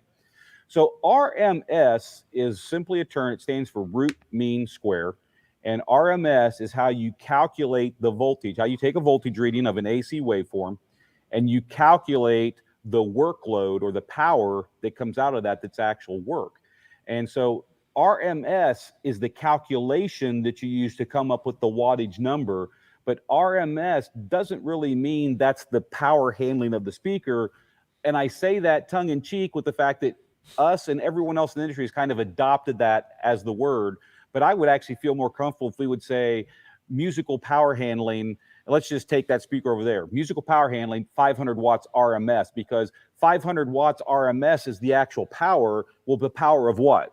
Well, I would prefer to call it musical power handling. So to me, it's kind of become the term that people gravitate to as RMS, but it's how you calculate power. It's not what a speaker's continuous rating is, but people have kind of gravitated to that. Does that make sense? Absolutely. I think that's kind of like the way people look at a speaker, like, oh, can it handle the 500 RMS at a 40 hertz test tone for so much time? And if it doesn't, then it's junk. So, I mean, you could verify it that way, but it really depends, you know, what the equipment that you're running and what kind of coil. It comes down to the coil size, really, of how much a driver's going to handle, and then other factors as well. Exactly. So when it comes to speakers, we've kind of used the industry standard, but I wanted to be clear on that RMS is not how you rate a speaker. It's not like this is its continuous rating. It's just that's the kind of the way people have come to see it, is so many watts RMS and then so many watts peak. Now, the problem with peak power ratings, and we use them on our speakers, everyone uses on their speakers. Some people are a little more generous with their peak ratings than we are, because the typical way that any company has ever done it is if you have a speaker that's so many watts RMS, you simply double that to come up with your peak power rating. And do you know why? Me personally, I know a little bit about how to get the RMS by multiplying the peak voltage times 0.707. That's about You are all I know. all over it. Okay, so here's the thing. We're going to have to put the pause button on speakers here for just a second. Let's move over to amplifiers. So we use, although we're stopping, all the new amplifiers coming out from Kicker, starting with the new KXMA amplifiers and forward. So anything we're going to redesign or change moving forward, we are no longer going to put peak power ratings on any of our amplifier boxes. They're all coming off. It'll be RMS, which will be at less than 1% THD, and then we're going to have dynamic power on there. And, you know, you got guys out there, and I got to give him a shout out because he does so many of them, does them so well, is Big D, Derek. You know, he does so many amp dynos over there at Williston Audio Labs, and he does them well. And that's one of the things he measures. And dynamic power is a measurable thing. It's something you can actually put through a test. You can get a real number out of it, and you can say, here's what it is. So what we're doing moving forward is we're moving away from peak ratings on amplifiers, and it's just going to be RMS and dynamic power. Now, here's where it gets a little sketchy, if you want to call it that. If you take an amplifier that does 400 watts RMS, legitimately does 400 watts RMS, that amplifier will be capable of 800 watts peak power. Now, I say will be capable of. Well, it depends. Is the power supply inside really designed to be 8? Because if you were going to design an amplifier to be an 800 watt amplifier, you'd build a power supply to be 800 watts capable. So if you build an amplifier that's 400 watts, you really build the power supply to be 400 watts capable, and you build all the output section, everything to be capable of doing that a little bit. And as you've done in some of your testing, as you followed, if you look at, like, say, like a Kicker DX amplifier, it does rated power, not much more. You move up to a CX amplifier, it does rated power and a little bit more. And you move up to KX amplifiers, it does rated power and just a whole lot more than that. And it's kind of that C is that those amplifiers are more expensive as you step up, but the reason they're more expensive is because there's more parts in the amplifier. They're built to do more than what they say. Right. So if a power supply and everything was capable, you could take an amplifier that's rated at 1% THD, at or 1%, at or below 1%, excuse me, and it's 400 watts RMS. In theory, that amplifier would make 800 watts peak power. And here's where all that comes into play. If you take the voltage that it's required to make 800 watts, and you take 0.707 of it, which you just said, I'm sure you're on that. That's how you come up with that. We're going through the RMS formula. Yeah. When you get to that 0.707 of that equates to 400 watts. So really, people who put the RMS rating on their box and then just double that as a peak rating, are you going to get that peak rating out of that amplifier? Typically not. But in theory, it's not really dishonest, because in theory, any amplifier that's putting out at 1% THD about an RMS rating of X, it will do double that if the amplifier was built to do it. Does that kind of make sense? Right, absolutely. And I think it has a lot to do with how a company rates their amplifiers too, if they rate them realistically or below or above, you know? Correct. And so I just got a shout out from Tim. He keeps me on track here. Folks, you got about a minute, maybe, to enter tonight's contest. If you're just tuning into the feed, if you're not familiar with how this works, go to kicker.fun/RMS. It's tonight's contest. You got about 60 seconds for that contest closes, and we're going to draw the winners and announce them tonight before 9 o'clock. So that's just a heads up on that. So this whole RMS and peak thing on amplifiers, as a company, we're moving away from. We're going to be going with RMS power ratings, and that's going to be at or below 1% THD, pardon me. And then we're going to move to these dynamic power ratings, which are actual verifiable numbers that someone can see an amplifier do. The thing about dynamic numbers is dynamic numbers are just that. They're dynamic. So if we take an amplifier that's going to be rated at 400 watts RMS and it says it's a 700 watt dynamic amplifier, it's going to do 700 watts, but it's going to do 700 watts dynamically, literally, instantaneously with music, not continuous sine waves. What it will do with continuous sine waves is 400 watts. So the dynamic rating is really something more important to people who are listening to music. They want to know they got this little extra headroom or dynamic power there, that when they're playing the music and it's dynamic, there is that extra power in the amplifier so it can cleanly amplify that signal. And that's what RMS and dynamic means versus RMS and peak. And I wanted to clear that up on amplifiers, because now we can go back to speakers, and now hopefully it'll make a little more sense. Sounds good. I like how you clarified that, because there is a difference. There is a difference. And now back on the speaker side of the house, you have a speaker, and everyone talks about power ratings and you know what it will do. And here's the bottom line. You can take a speaker, any fixed speaker, and I could look at that speaker and I could tell you that that speaker is a 10-watt speaker. I could tell you that speaker is a 100-watt speaker. I could tell you that speaker is a 500-watt speaker. I could tell you that speaker is a 10,000-watt speaker if I don't give you any parameters. And so what it runs into is power on a speaker is all speakers, tweeters, mid-ranges, mid-bass drivers, woofers, all of them. When you're playing them and you put power into them, they create heat. The thing about speakers, and a lot of people may or may not know this, is that as a rule, speakers are about 5% efficient at taking the power that goes into them and turning it into actual sound that you hear. So think about that for a second. Wow, that's terrible. Yeah. If you put 100 watts into a speaker, 95 watts goes to heat, and 5 watts goes to acoustical energy.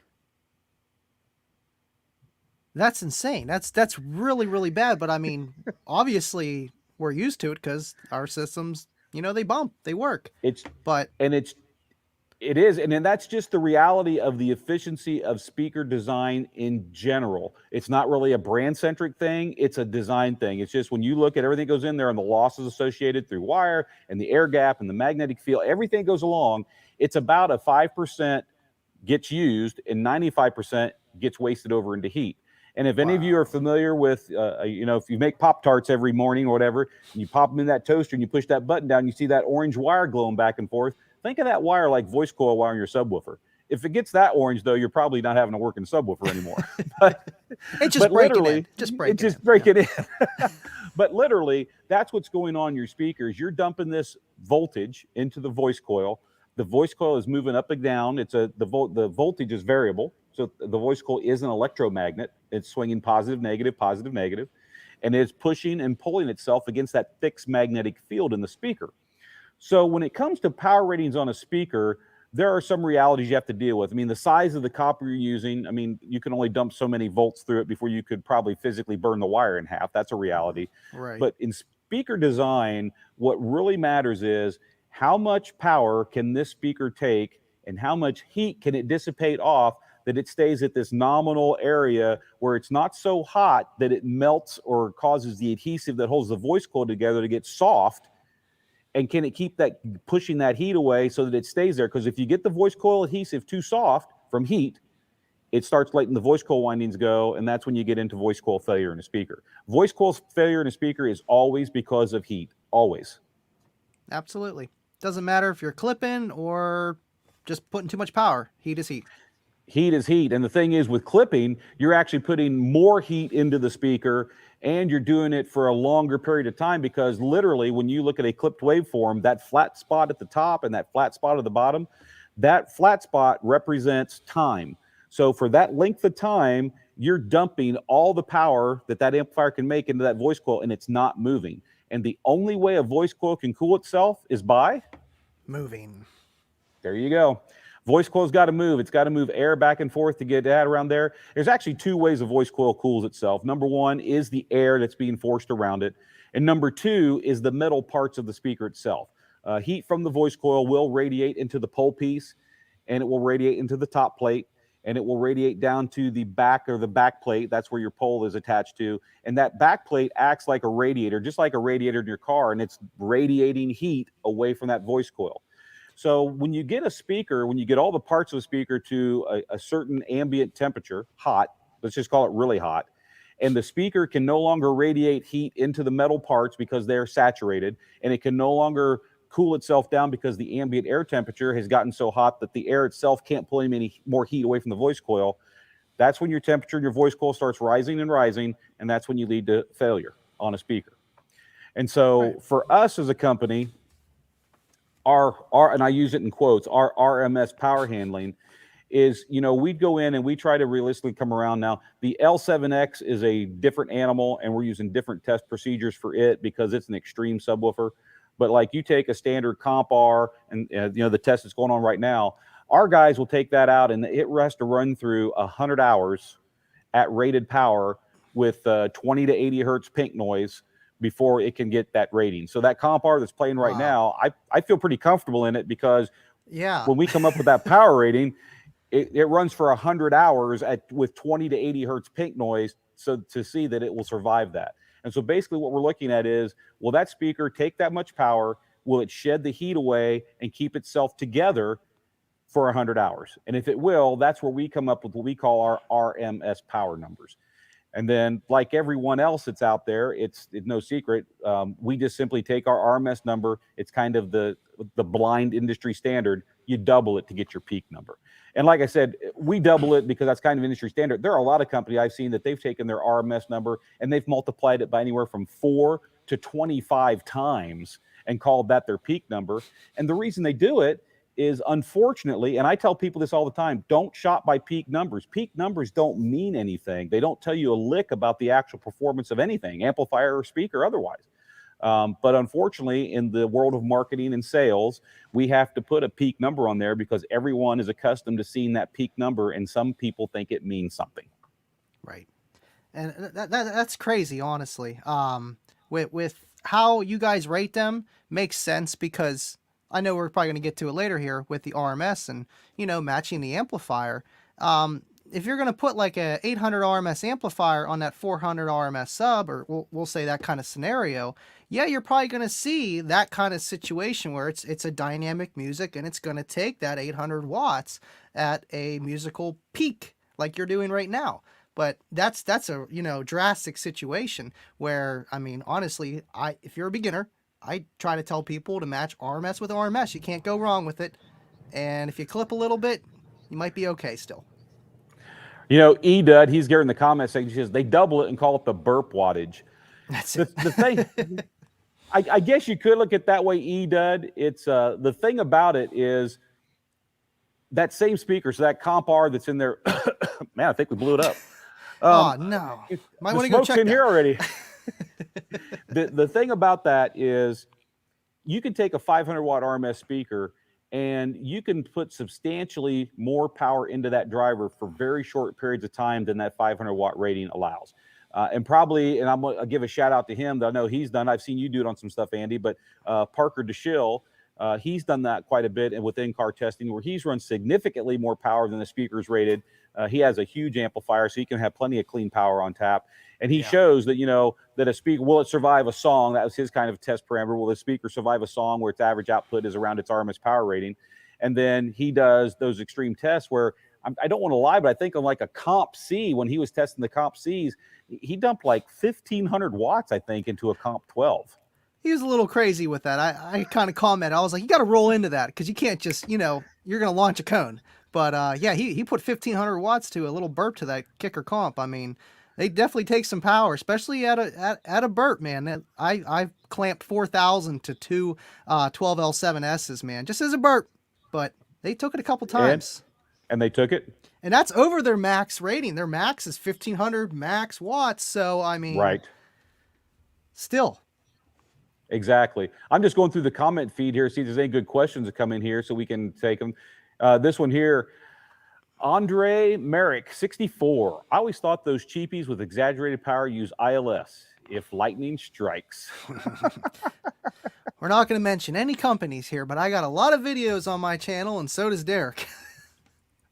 There's a lot of companies that, oh yeah, those max peak ratings in ILS, that is a term that I used back in my day, so that's not unfamiliar to me. If lightning strikes, we used to use that jokingly when we looked at a lot of amplifiers and speakers back in the day with those huge, and they're still around today. I guess it can be just as bad today. Probably, we're talking speakers today, but amplifiers, I can remember, and this is back in my retail days, this is years ago, and I had a guy come in and we were talking. And he said, hey, have you ever heard, and I can't remember what it was, but he said, have you ever heard of this brand xylophone amplifier? And I'm like, no. He says, is it a good amplifier? And I go, I've never heard of the brand, and I'll be honest with you, I can't tell you I know every brand that's out there. I said it may be something really good, it may be not. I really don't know. And he said, well, well, what can you tell me about it? I said, well, I'll tell you what, if you want to bring it in, I said, all I need to do is take the back off of it. I'm educated enough. I can look in the back and I can tell you whether this is a decent amplifier or it's not a decent amplifier. Where's the beef? Okay. You got to find the beef. There you go. So he a couple of days later, he comes back in the store and he actually bought this amplifier. And I told him he should bring it and let me look at it before he bought it. But apparently he felt good enough and he bought this amplifier. And I'm not exaggerating. It was one of those surfboard amps. This thing had to be every bit of 28 to 32 inches long. It was a big, big amplifier. It was huge. Jeez. And as you know, Andy, on some of those amplifiers that in design, they'll actually have that milled channel in the aluminum where the back metal panel, you take the screws out and then the back panel slides out of the amplifier. You don't lift it off. Yep, you slide the whole thing out, and this was one of those designs. And so I start down at one end of the amplifier, and I take all the screws out, and I'm pulling this panel off, and I'm pulling it away from the end that has the speaker terminals on it, the speaker connection terminals. So I start slide this cover off to get it off, and I see the speaker terminals as I'm sliding it off, and then there's some speaker wire coming in. I was like, okay, it's just jumping over to the circuit board. And I keep pulling this cover off, and all I see is speaker wire. And I keep pulling this cover, and all I see is speaker wire. And I pull this cover all the way off of this amplifier. And like I told you, it was around 32 inches long. And in the end of the amplifier was an amplifier that was about 6 inches big, 6 inches wide, a circuit board. And the speaker wire jumped from it all the way down to the output terminals. And then the fusing that was on the amplifier, on the outside, it had three, I want to say they were 30 amp fuses. Only one of them was actually hooked up to the circuit board. The other two were literally had fuses in them, but they didn't do anything. They were blank. They did nothing. Troll level 10 out of 10 on that one. That's something crazy. Yeah. So I looked at it and looking, I go, it had the transformers that gave it. I said, this isn't even really an amplifier. This is a power booster. This is a power booster in a big shell.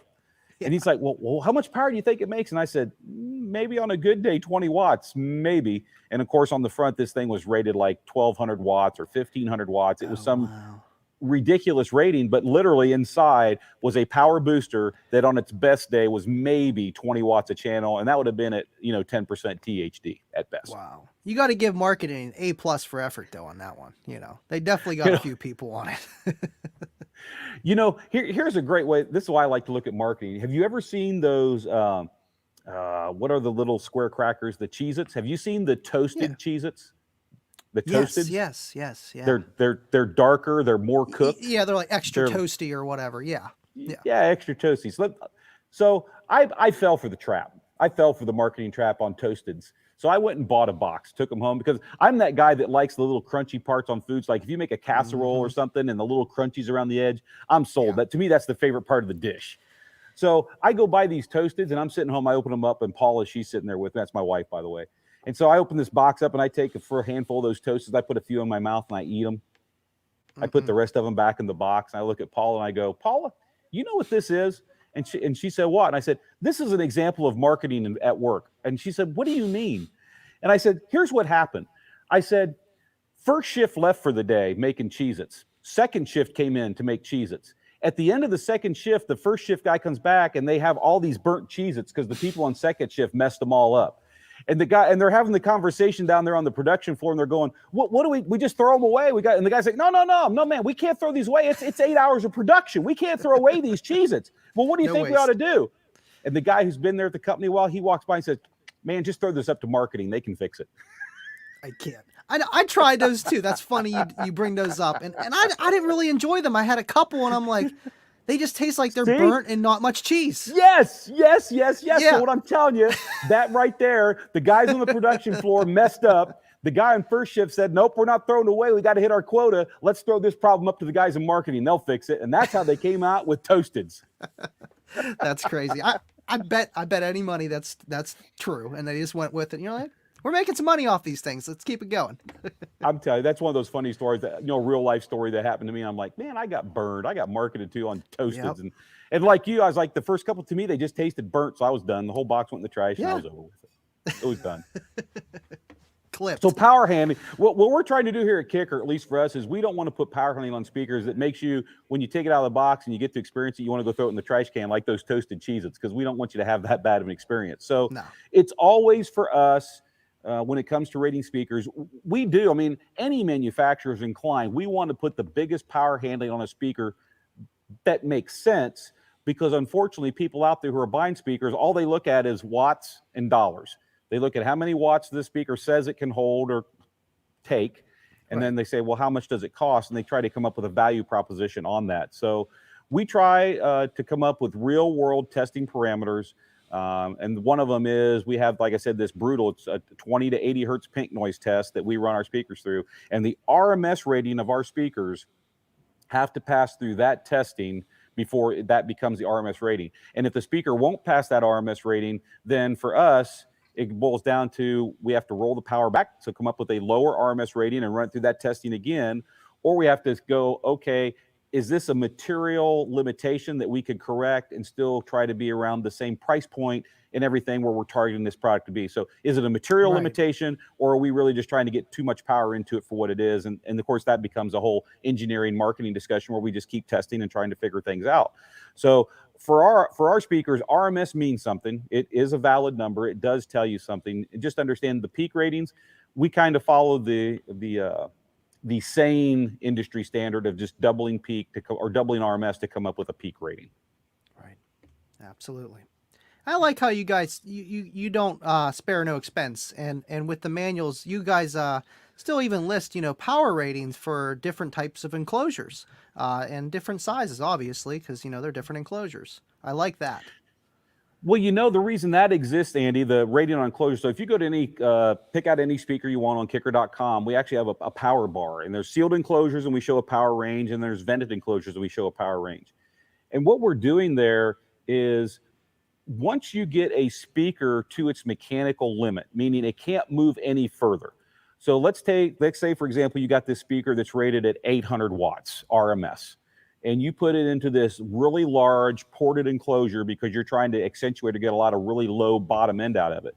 When you go into that big of an enclosure, the spring or the air spring that's at air volume, which helps control that speaker while it's moving, is very, very big. It's very, very loose. The suspension is very loose. The air spring is very loose. So to get to the mechanical limits of that speaker, it's not going to take 800 watts of power. You're probably going to get to the mechanical limits on that speaker with easily probably 400 to 500 watts of power. So it's not that the voice coil isn't capable of the 500 watt RMS power rating we put on it, but then the other thing you got to look at when it comes to speakers is the voice coil's got to stay together, and the speaker can only move so far. And if you've already moved the speaker, let's just pick a number. If this speaker is designed to move 10 millimeters this way and 10 millimeters this way, and if you move it any further, the surround would break, the spider would break, the tinsel leads would break, because that's all the movement that's designed into the mechanical parts. You can't move any further. So if I get to its mechanical excursion before I get to the RMS power rating, you don't need to run more power into that speaker because you can't move it any further. Right. And that's why it's almost going to be like clipping for an amplifier, but clipping for a subwoofer. You're just going to reach the peak. Yeah, it is. It's You're exactly right, Andy. It's mechanical clipping because you've moved the speaker as far as it can go one way. It can't. The only way the speaker could move any further is if something broke. If the surround let go, if the spider let go, that's the only way it could move out any further. And the same thing going back. It can't move back any further because for it to do that, the spider would have to break or the surround would have to break. And the surround and the spider are the two mechanical items that control and limit the excursion of a driver. Control number one, and it limits it. We design all of our speakers that we call a soft limit. We don't want the voice coil bottoming out on the back plate. And so we make sure that the woofer has all the travel it needs, but we let the suspension, which is the surround and the spider, control that so that we're not bottoming out on the back plate. We want to prevent that in all of our speaker designs. So that's why we do that on the web page, and you see that range on there is because if it's 500 watt RMS speaker, but you're going to get to full mechanical excursion in this box with 300 watts, we want you to know that's where you should probably stop because you're not going to get any more out of the speaker. Right. You're going to need more power for a sealed enclosure because there's more of that, like, that spring, that acoustical spring inside the enclosure. Exactly. So I'm just looking at the feed here to see if there's any questions that are good to bring up. So we got Jerome. He's saying, when is the new amps coming? Jerome, I'm going to assume you're talking about the replacement amplifier for KX because that has been a topic on the show before. As you know, KX is end of life. It was a natural end of life. We usually make a product, and 3 to 4 years is usually when we try to do a redesign because at that point there's enough new technology. There's things that we can do to actually improve a product. And so the beginning of this past year was the year for that to happen naturally. And unfortunately, this entire COVID thing, which has shut down production and logistics and all sorts of stuff, just made it hard to do that. So it's going to be a little late. Stay tuned to Kicker Unmasked Live Weekly. We will let you know when those are going to come. There is going to be a new amplifier, and it will be coming. Right now, the problem is there aren't any parts. The whole transistor shortage, microprocessor shortage, we're no better than Ford Motor Company or GM. They've got tens of thousands of trucks sitting around they can't finish because they can't get computers built for them. We're in the same boat. We can't get parts to build amplifiers. So we're doing everything I can to stay up on top of that. Our engineers are some of the best in the business, and they're staying up on top of that. And we're doing everything in our power to try to get parts to build those products and get them out to you. So hopefully that answers that question for you, man. New amplifiers sound good, man. Can't wait. You like KX, Andy. You're going to love this one. Oh, yeah. I love my KX amplifier. It gets a little hot, but I push my equipment pretty hard. But it doesn't really shut off. I had that one instance where I gave you guys a ring. I was like, okay, what's going on? My amp turned off, wouldn't come back on. Here it was just too hot. It was just way too hot. And you guys, rate the amplifiers for 45 minutes or give or take, like full tilt boogie. Is that right? That's correct. On our amplifiers, once we get an amplifier designed up and it goes through all the different testing, we have what we call here at Kicker, it's called the life cycle test. And what an amplifier has to do is, we need to get you out here for a tour sometime, Andy. We got to get you here. I would love to come. We need to arrange that. We need to arrange to get you here for a tour that lines up with a Tuesday night show so we can have you live for a show as well. But the life cycle station, what's really cool about it is we actually have some electric motors that are plugged into the wall with a belt that goes over to an actual car alternator. So we actually use an alternator as the power source. It is then hooked up to an excess power battery. So it's an actual battery and an actual alternator that's sitting there. We hook the amplifier up. There's a computer there that can monitor what the amplifier does. It monitors the voltage, the stats. If there's any protections that are tripped, it monitors all that while it's under test. But an amplifier has to go back there and run on an alternator battery combo, and it has to run at full output. So full output of that amplifier, it has to run for 45 minutes straight before it goes into thermal protection. Wow. So it has to do that. If it won't run 45 minutes, then it's back to the drawing board. It has to run 45 minutes before the first thermal trip. So that means if an amplifier is cold, you haven't been playing it, you got your car in the morning, you start your car and you're playing your audio system, that amp's got to run for full tilt boogie for 45 minutes before it goes into thermal. Then if it does that, if it passed test one and it will go 45 minutes, all of our amplifiers have a thermal protection circuit in it. It turns the amplifier off. The amplifier naturally cools down. And when the amplifier gets below the temperature that it got tripped, the amplifier will turn itself back on and just keep playing. It has to be able to do that on-off cycle, trip itself on and off for 24 hours, nonstop. So and it has to go. That doesn't put any damage on the amplifier, or is that just how brutally you guys test it? It's properly designed. It shouldn't hurt it. Wow. It doesn't pass. The thing is, we know customers are hard on product. We want to minimize the number of warranty returns we see as a company, and we want to maximize the fun and pleasure you guys get out of a Kicker product. That's the honest to God truth.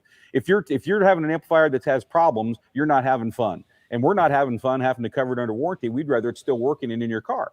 So we design it for real world conditions, 45 minutes at full output. You know, if you're playing music, that 45 minutes turns into hours because music is dynamic. We're running this thing at full tilt boogie for 45 minutes. So musically, you're talking hours of that. And there are people that'll chime into the feed and talk about their amp. Like the guy said, man, I've got a Key 200.4. I played it on a road trip for 4 hours straight and never shut down. And, you know, under musical conditions, that's what we want to see. We want people to enjoy the product and not have issues. But with a thermal protection, an amplifier, if you have a properly designed amplifier and you've got the thermal protection in there, an amplifier has two choices when it reaches that thermal trip point. One, it could keep playing, and then the solder will melt and all the parts will fall off the board, or it can turn itself off and let some of that heat dissipate, and then it can turn itself back on. So for us, we run them, we make them to be durable and rugged, but they have to pass that life cycle test of 45 minutes from cold till the first trip of the thermal circuit. And then I don't care if it trips itself 10 times, 100 times, or 500 times, it has to do that for 24 hours and still be a fully functioning amplifier that passes all testing at the end. Wow. That's crazy. I mean, you want an amplifier that's going to take that, because sometimes you don't know when you're testing your equipment of what you can get away with. And more you have a system, or more you just do our hobby, more you know you can get away with from experience. Yeah, and sometimes not everybody has that. True, very true. And Beer Based Mafia, I don't know who's flying under that flag because there's several guys that go underneath that, but it could be Justin. Justin, if that's you, thanks for tuning into the show tonight. Beer Base Mafia, RMS ratings for daily demo cars might be a bit different than SPL cars. Just consider that depending on your use case. I completely agree with you on that. You know, the other thing, and, you know, you probably saw a little bit of it on that demo we've got going over there, is a 2-ohm speaker is not a continuous 2-ohm speaker. A 4-ohm speaker is not a continuous 4-ohm speaker. The impedance is doing this. It's rising and falling based on frequency, based on other things. You guys happen to call it impedance rise or box rise. Is a lot of the words you see with guys who into SPL.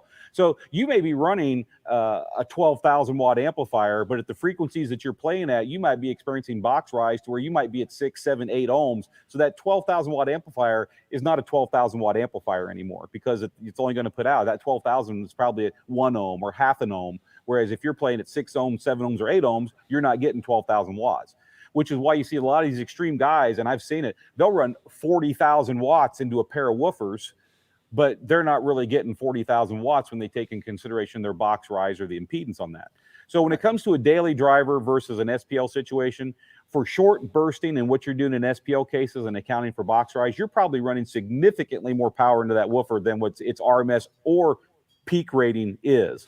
And you're going to get away with that because you're doing bursting. You're doing very short runs where even though you are dumping a ton of power into that coil, you're letting it cool afterwards. You're applying a little bit of common sense. You're hitting it hard, and then you're letting it cool, and then you're hitting it hard, and then you're letting it cool.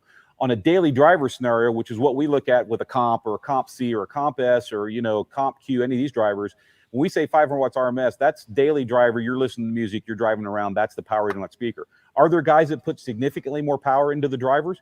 Absolutely. I'll give him a shout out. MB from MB Enclosures.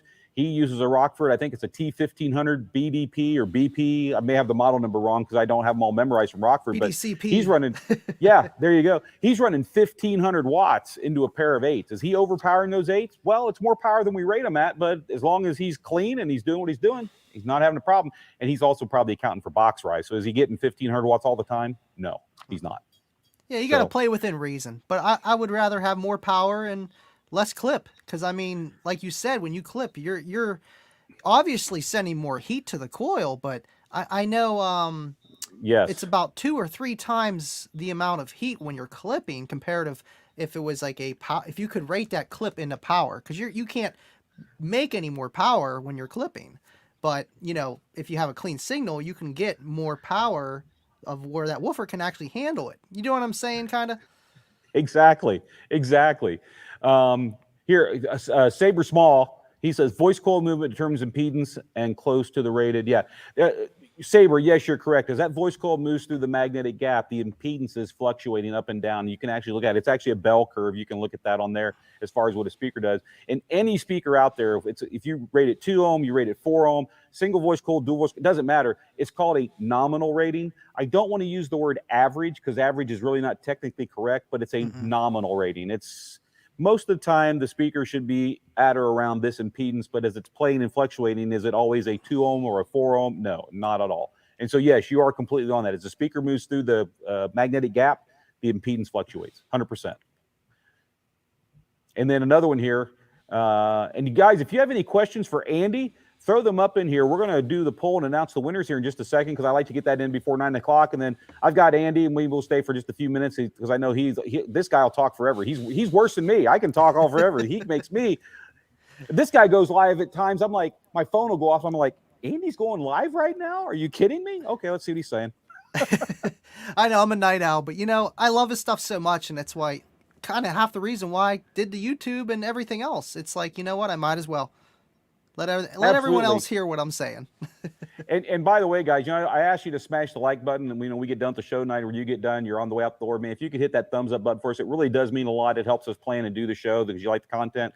Man, go seek out Andy. Living Loud with Andy. He's on the Facebook with the Kicker Club. He's on YouTube with Living Loud with Andy. Go look him up. Does great content. Fantastic guy, and give him a thumbs up too. He's a hardworking guy, and you deserve it all, Andy. I just want you to appreciate that, Kip. Thank you.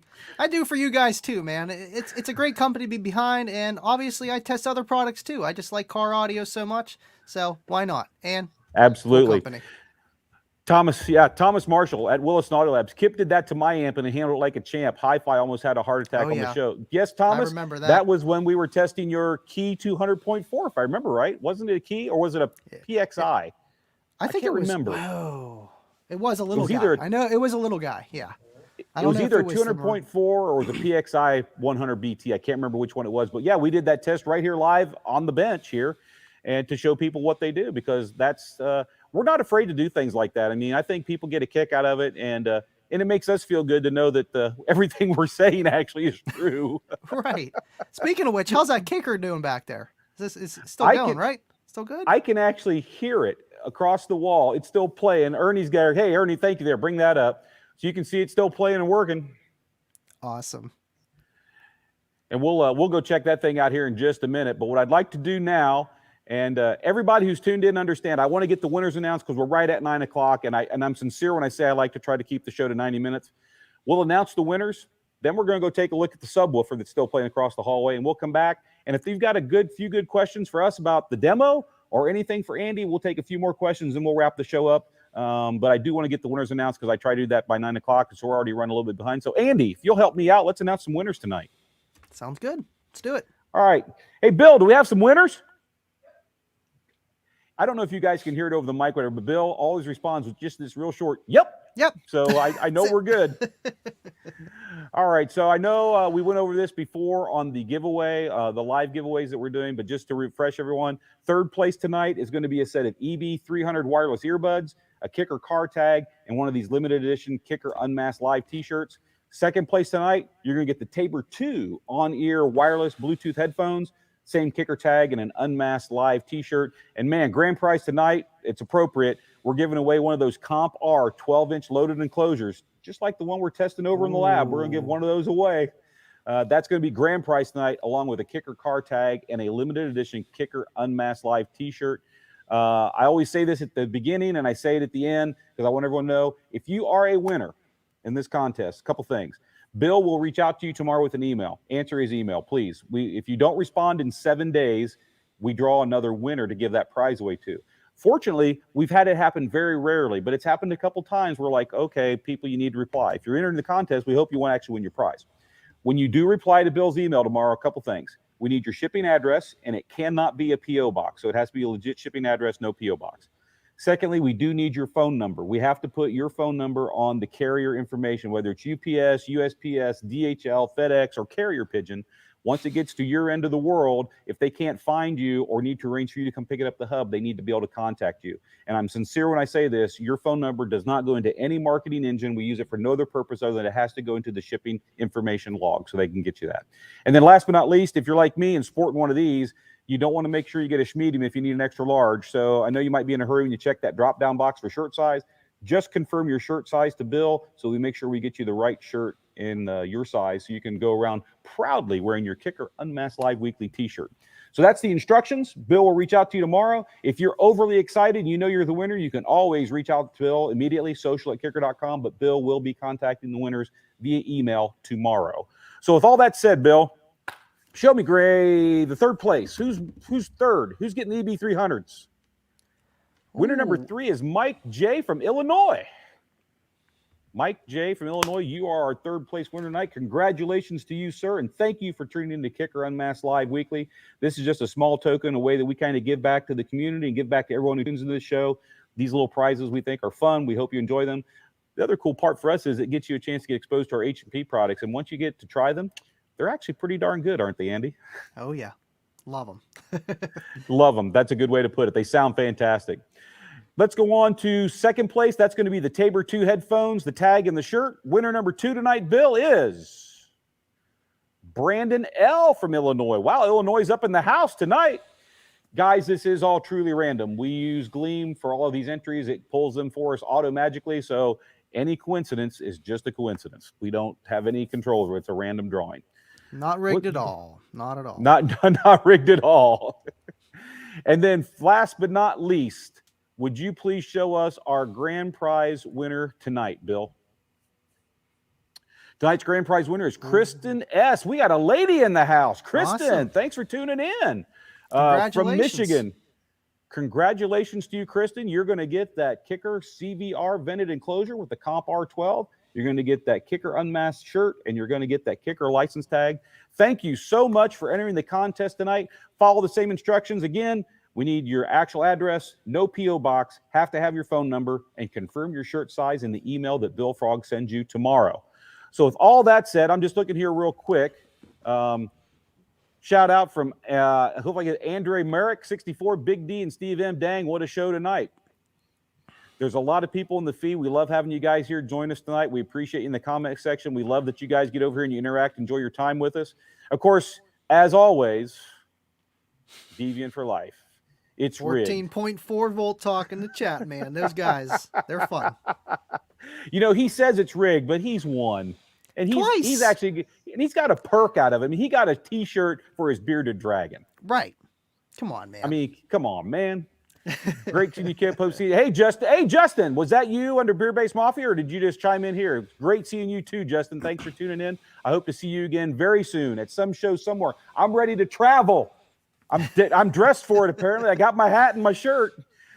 So everyone who's tuned in the feed, we're going to walk over and take a look at that woofer now real quick. Then we're going to come back here in the studio. If you've got some good questions for Andy or I as a wrap-up, please put these in here. JW will keep an eye out. We'll grab a couple of those when we get back here in the studio. But right now, I'm going to get off the chair. Andy, I'm going to move over to there. I won't be able to see you, but I'll hear you. So if you have any questions, what we're looking at, as always, chime in, my friend. Absolutely. Yeah, okay, so I'm going to make my way. If you guys got any questions, drop them below. That's what I do. I love answering questions. It doesn't matter if it's anything from what kind of sub should I get, what amp, how to wire it, or how do I get over a 60? I literally have some guys asking me, you know, like, what can I do to get a little bit louder in my wall build? And they're doing like a 58, 59. It's like, hey, I can show you a few things to try, but just to try. Heck yeah, man. Okay, so I'm obviously, like I said, Andy, I can't see you, but I can hear you. So I'm over here in the lab. I'm going to walk up here. You can hear that it's still playing. I can hear it. It has been playing, so I'm just going to walk up here. I know Timmy's doing a great job there on the camera. I'm just going to look, so we'll see what we got going on here. 354, 742 watts, 866 watts, 783, 848, 799, That's crazy. 563, 861, 598, 853. So as you can see, we're still dumping plenty of power into this subwoofer, and it's vented here. I'm going to go ahead and stop this and turn it down. I'm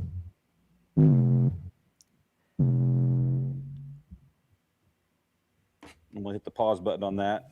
Right. I feel like, yeah, you're putting more power than the RMS rating, but it is getting that little break in between. Now, obviously, if you play music that has that continuous bass, like Beamer, Benz, or Bentley, where it's just 47 hertz the whole darn time, yeah, you might not be able to push as much power.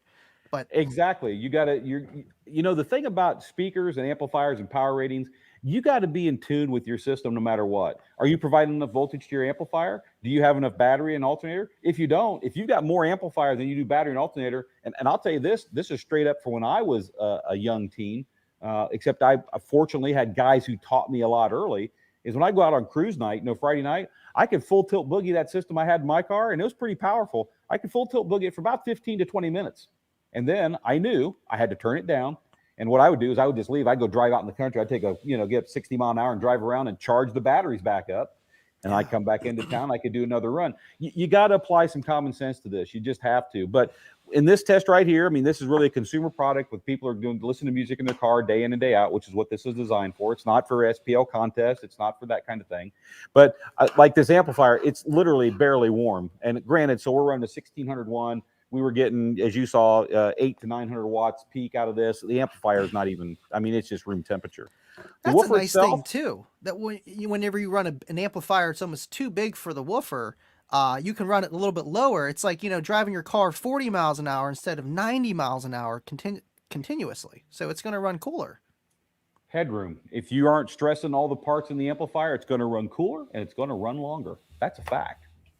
And the woofer itself, as you saw, it was still playing and working. I mean, it's still, I don't know if Tim, it's not locked up, and you saw it was playing everything there. The cone, ironically, it's just a shade over room temperature as well. As a matter of fact, if I had to guess, I'd say they're about the same temperature. Was that a pre-broken in woofer, or was that just like out of the box, brand new? Because maybe it broke in and that helps with cooling. Because It was brand new. This cabinet and this woofer you see in here is actually when we set up to do the original Unmasked SEMA edition show last year. JW, he actually got all the props, the product to put on display. This is a woofer from then, and so it's never been played. It's just been sitting out on the floor and been used as a pretty prop in the background, of course, obviously here in the studio. So this is the first time it's been under power. Wow. And so that sat out for a year, and we just decided to fire it up. It was the closest one we had, so we brought it over here into Wade's area and hooked it up and did a test on it. But is it warm? Yes, the cone is warm, just like the amplifier. It's warm, but they're just warm. If I had to give you my best idea at the temperature, I'd say they're probably both, somewhere around 98 to 104 degrees would be my guess. It's a little warmer than body temp, but right. But you don't want to go much higher than that. But I mean, that's pretty much you're bumping down the road. You're not going to be going half volume. You're going to be giving it some. They're going to get warm. Yeah, exactly. It's going to get warm. So I thought that this, after we talked about, what kind of our topic tonight was going to be, this was kind of one of the best real world, but yet I can put it up here in a lab and we can let it run. So it ran over here in the lab for 45 minutes, I think, because we got this started about 8:15. Easy. So it's definitely been over here for 45 minutes plus, running 900 watt peaks, continuous power, playing through that song. Ran for 45 minutes. The amplifier didn't shut off. The amplifier isn't even hardly warm. The speaker is warm, as to be expected. And I attribute a lot of that to, the new comp Rs, a lot of the new drivers. We've been focused on really that forced air cooling, where we're actually trying to take advantage of not just the natural air that moves just because the speaker's moving back and forth, but we're actually trying to control it and turn it into a forced volume of air that we can use to actually cool that voice coil more. And I attribute what this driver's doing to the fact that we're doing a lot of that technology in our drivers.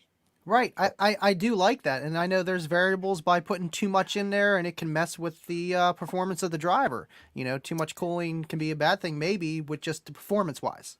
It goes both ways. I can tell you from the testing that I've been involved with on that is if you have too much, it doesn't cool properly, but it's not noisy. You put too little, it's noisy and doesn't cool properly. Then you can find an area where it's really cooling well, but there's so much noise that it's a fight. You have to tune it. It's not just drill a bunch of holes in the speaker and hope it cools properly. It doesn't work that way. I can tell you that much. Have you tried that, Kip? I haven't tried it, but I've been in the rooms as we're testing the products, and I've actually watched our engineers pull out a drill bit and go back through and say, well, let's add a millimeter to that and see what happens. So I've seen it happen, and I've seen where we've gone too far and we've had to pull back, and I've seen where we didn't go far enough. So it's literally, they can create models, and they do up in R&D. They create some thermal models, and then the only way that you can really see is that real world is you have to build it and test it. And that's what our guys here do every day. We model stuff up, and we take common sense and we take real world application, we put it together, and we try to build a model, and we try to build one up and test it, which is, a lot of the L7X stuff that you've seen, that's all prototype stuff that's under development. And I'm excited for that driver too. But this test, I'll call a success. It went 45 minutes, nothing shut down. I'm going to turn the amplifier off and call that one good. Absolutely. That's cool. So, yeah, I mean, I would like to see a test in a future episode. Maybe if you ever have me on again, maybe we can do one for those SPL guys where, like how they don't listen to music like that. Because a lot of people that are buying woofers and those loaded enclosures like that, they're going to play normal music. I feel like a lot of bass heads, me in particular too, we all like to play that heavy re-bassed music where it's literally just a test tone, and at different frequencies and stuff like that. And I feel like a lot of companies underrate their woofers, so they reach those RMS ratings. But I would like to almost see, put it to the test, like literally keep it at so many watts for how long, and then bump it up a little bit, and then bump it up again, just to see. But I feel like you would be pretty close to that musical dynamic, maybe not the 800 like you were putting to it, but literally close to that 500 RMS rating, at least for the 5 minutes. I really feel like it would do it, because I did that one with the KICKER Comp 10, and I was putting way more, and it was like a 27, 33, 41, and 49 hertz track, up, down, without a break, really. And it went over 3 minutes over the RMS rating. It barely even dipped below it, and I was going above it, and it was taking all the power. So I feel like a test like that would be even more, but at the same time, what you did still did prove how you guys rate a system by musically RMS, if you want to call it that.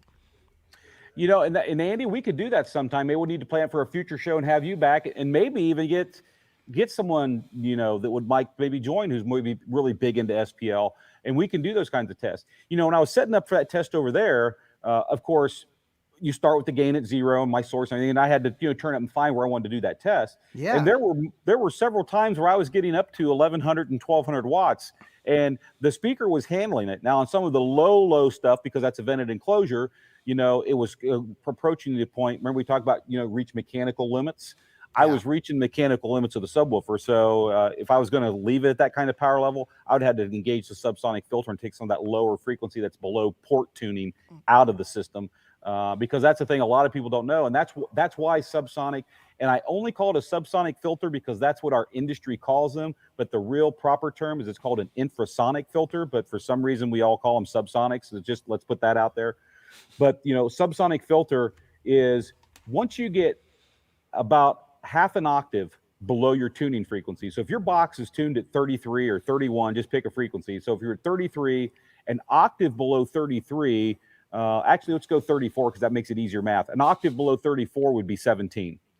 So half of 17, add that on top of that. So 17 plus 8.5, you're looking at 24.5.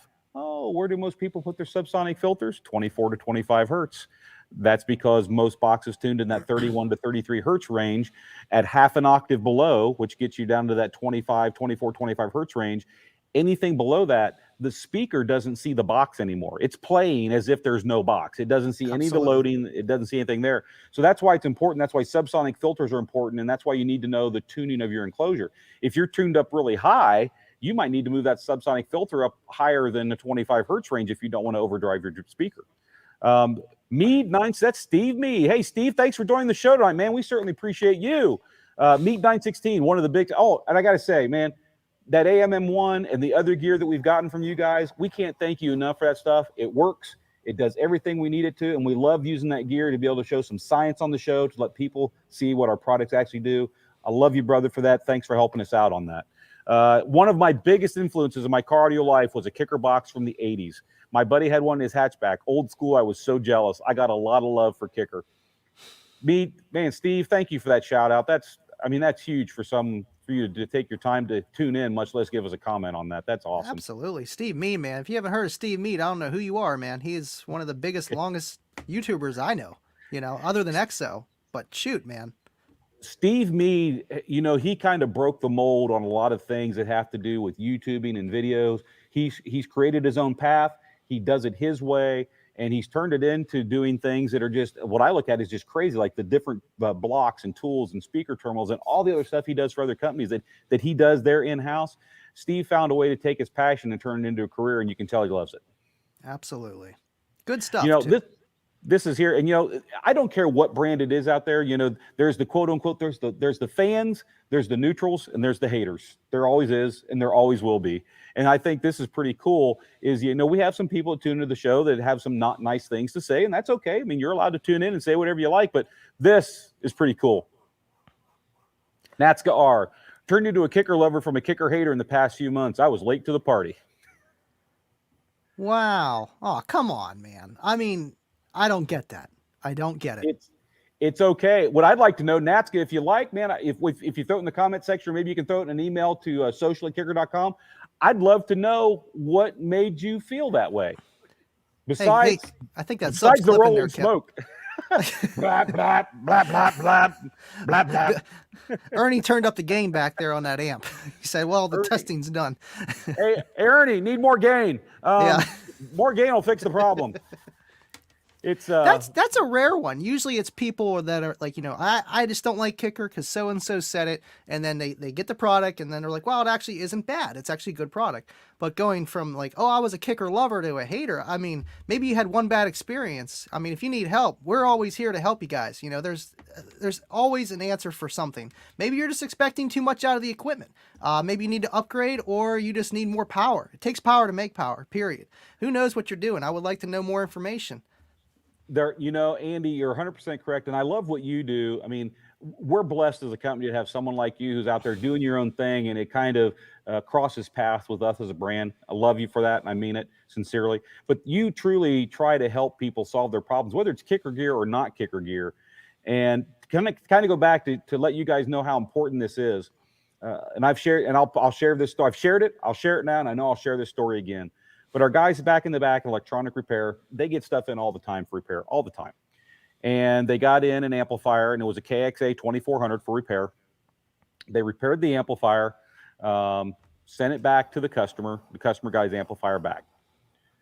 It wasn't a matter of probably a week or 10 days. The amplifier boomerang and came right back.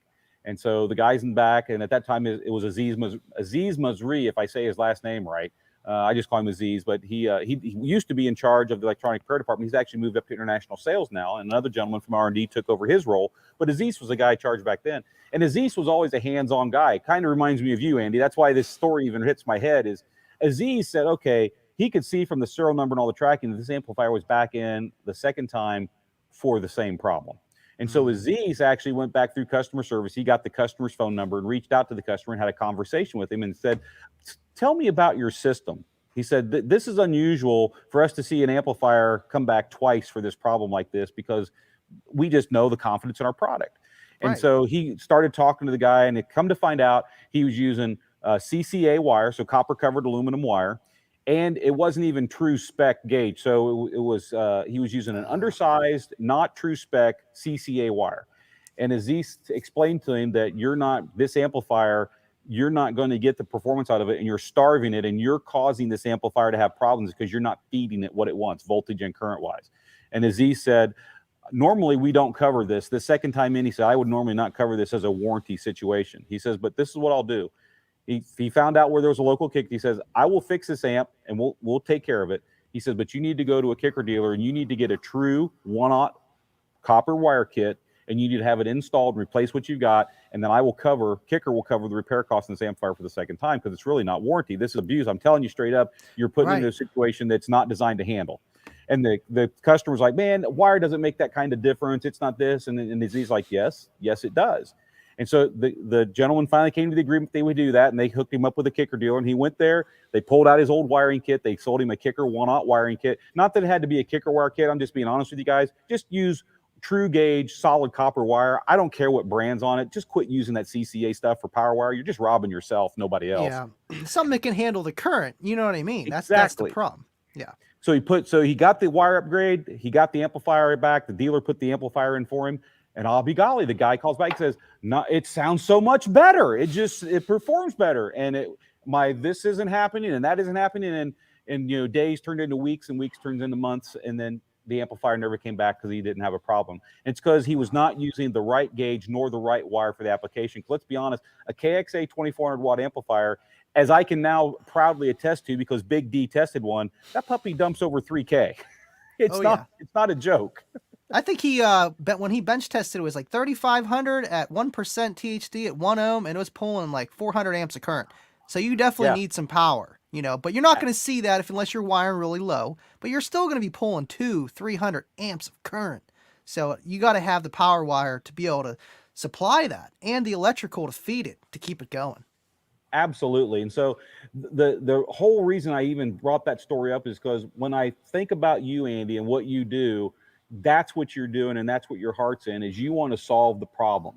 Yes, you are a kicker fan and you like kicker gear, but you want to solve the problems no matter what it is, because you want people to enjoy what they've got their money invested in. Absolutely. And I appreciate you and have much respect for you for that, more than I can tell you on a show. I appreciate it. Real quick, Justin Morrison, again, kicker solo round ever coming back? One of my favorite old school subwoofers. Justin, the original kicker gray cone Solobaric was the first woofer that just knocked my socks completely off. I had a pair of those in a Plymouth Laser. Sounded fantastic. I love that subwoofer. Kicker did bring back the round Solobaric subwoofers. I want to say it was the classic 09. Yeah, it's been probably, you might be right, Andy. It's been a little ways back, but we brought back the original Solobaric round, and it was that woofer, but new generation. and it didn't sell as well as we wanted it to. I mean, there was a lot of people asking for that driver, but the asking didn't equal the demand. And of course, as a company, we have to look at things that sell and things that don't sell. And if we don't see things that are selling well, they just don't end up staying around. And so we did that original Soliberic return, and it just didn't have we sold some. We just didn't sell as many as we thought we would, especially based on people's feedback. I will never say that it couldn't come back again, though. I'll say it's come back once. It could come back again. I like that one. I never had my hands on it, but I liked it because it looked like the older. It looked like the Solo X, but without the X, and it had the nice S, and it was red. And I was like, Right. that'd be cool because it's round, But never got my hands on one. They seem nice. Here, Boot Acoustics. I want to bring this comment back because I saw it here. Kicker doesn't even have CCA as an option for purchase. If that says anything, we don't. It's because you are sacrificing performance if you use CCA wire. Now, what we do is we do have our value kits, our value wire kits.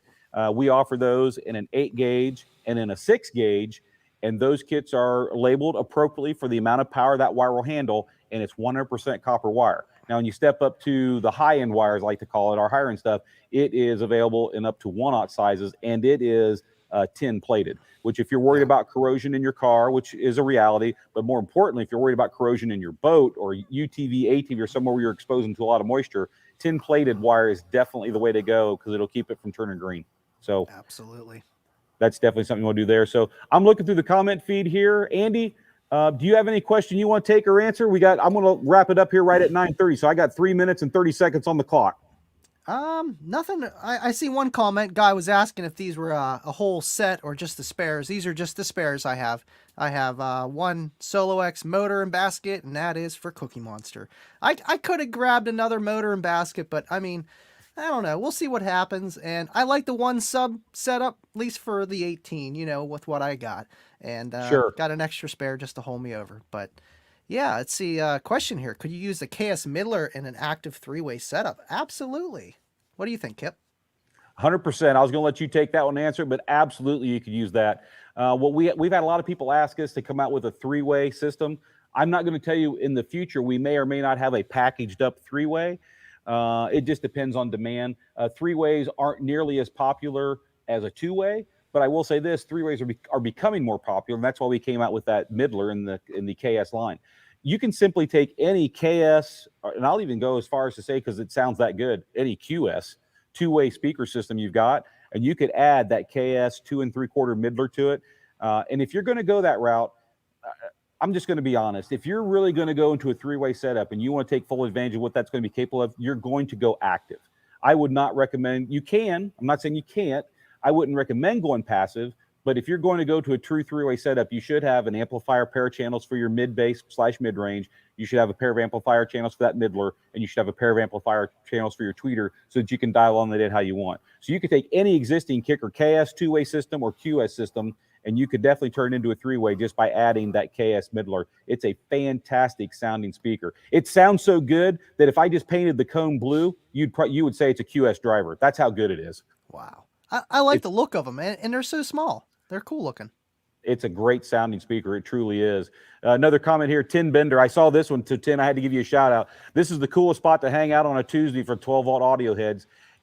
I'm just glad that you guys are hanging with us and you feel that way about the show. We love putting the show together. We love bringing in guests. We like coming up with demos and things. And that's why it's important to us that you understand this show is for you guys. So if you have questions, comments, things you'd like to see us cover in future topics, please, I'm sincere with this, reach out to social@kicker.com. That gets you right into Bill Frog's inbox. Once a month, we have a meeting and we plan the next 4 weeks shows out. And we'd love to know what you guys want to see or talk about, guests, products, demos, tests. If you come up with something you want to see, we'll try to come up with a way to test it. Just like when Andy brought up about he wanted to talk about RMS power handling on speakers, I said, we'll come up with a test, and we did. So absolutely. You guys did awesome too. I appreciate that. How often can you do that? Like, hey, sir, company, can you do this test for me? I think it would be awesome for everyone to see. And you guys did it, and it did good. It really did. I had confidence it would make it, but I'm glad that the magic smoke was in this room, not in that room. Absolutely. So with that said, Andy, I'm going to just let you stay on the feed here for just a second with me. It is 9:29. I'm going to call it a night here. Like I say, I like to keep the show to 90 minutes. I've already lied tonight, and I've taken it out to 9:30. Sorry, Kip. Sorry. Andy, thank you for joining us tonight. It is always a pleasure having you on. This is the second, but certainly not the last time that we're going to have you on the show. You are a superstar in your own rights. Everyone out there, be sure you go out and check out Living Loud with Andy on YouTube. Find the Kicker Club on Facebook. Andy's the guy in charge of that. He is a rock star, and kicker or not, he's here about audio, car audio, and he is genuine about it. So please reach out to him. Andy, thank you for joining us tonight. I can't say I appreciate you enough. Thank you so much, Kip. Happy to be here. Awesome show tonight. All right, we will catch you soon. Have a great evening. Be safe, whatever you're doing, man. We'll talk to you soon. See ya. Yes, sir. So with that said, folks, that wraps up another Tuesday night edition of Kicker Unmasked Live Weekly. Sincerely, from the bottom of my heart, I thank you for tuning in and spending some of your time here with us. We love it. We enjoy what we do, and we enjoy it more when we know you guys enjoy it. Smash that thumbs up button on your way out the door if you like the content. Drop us an email anytime you like to social@kicker.com. We're sincere, like I told Andy. Tell us what you want the show to be about. As always, it's my pleasure to be the one guy here in front of the camera trying to keep the train on the rails. We got Tim behind cameras. He was hopping tonight, doing a great job. We got Ernie in the back on the main switcher, making me chase red lights, as he likes to do. JW is on the StreamYard feed, taking control of that, making sure we get all the comments and things up on that. And as always, Bill Frog on social media, answering questions, letting you guys know about the contest, and keeping things under control in the chat feed. It's our pleasure to be the five knuckleheads representing the 200-plus employees right here in the heartland of America, Stillwater, Oklahoma, Stillwater Designs and Audio, or as you know as Kicker. I want you all to enjoy the rest of your week. Be safe and have fun. Have a fantastic weekend, and we will see you in the next month. Be November, but we'll see you on the next show. Had fun. Thanks for joining us, everyone. Have a great holiday.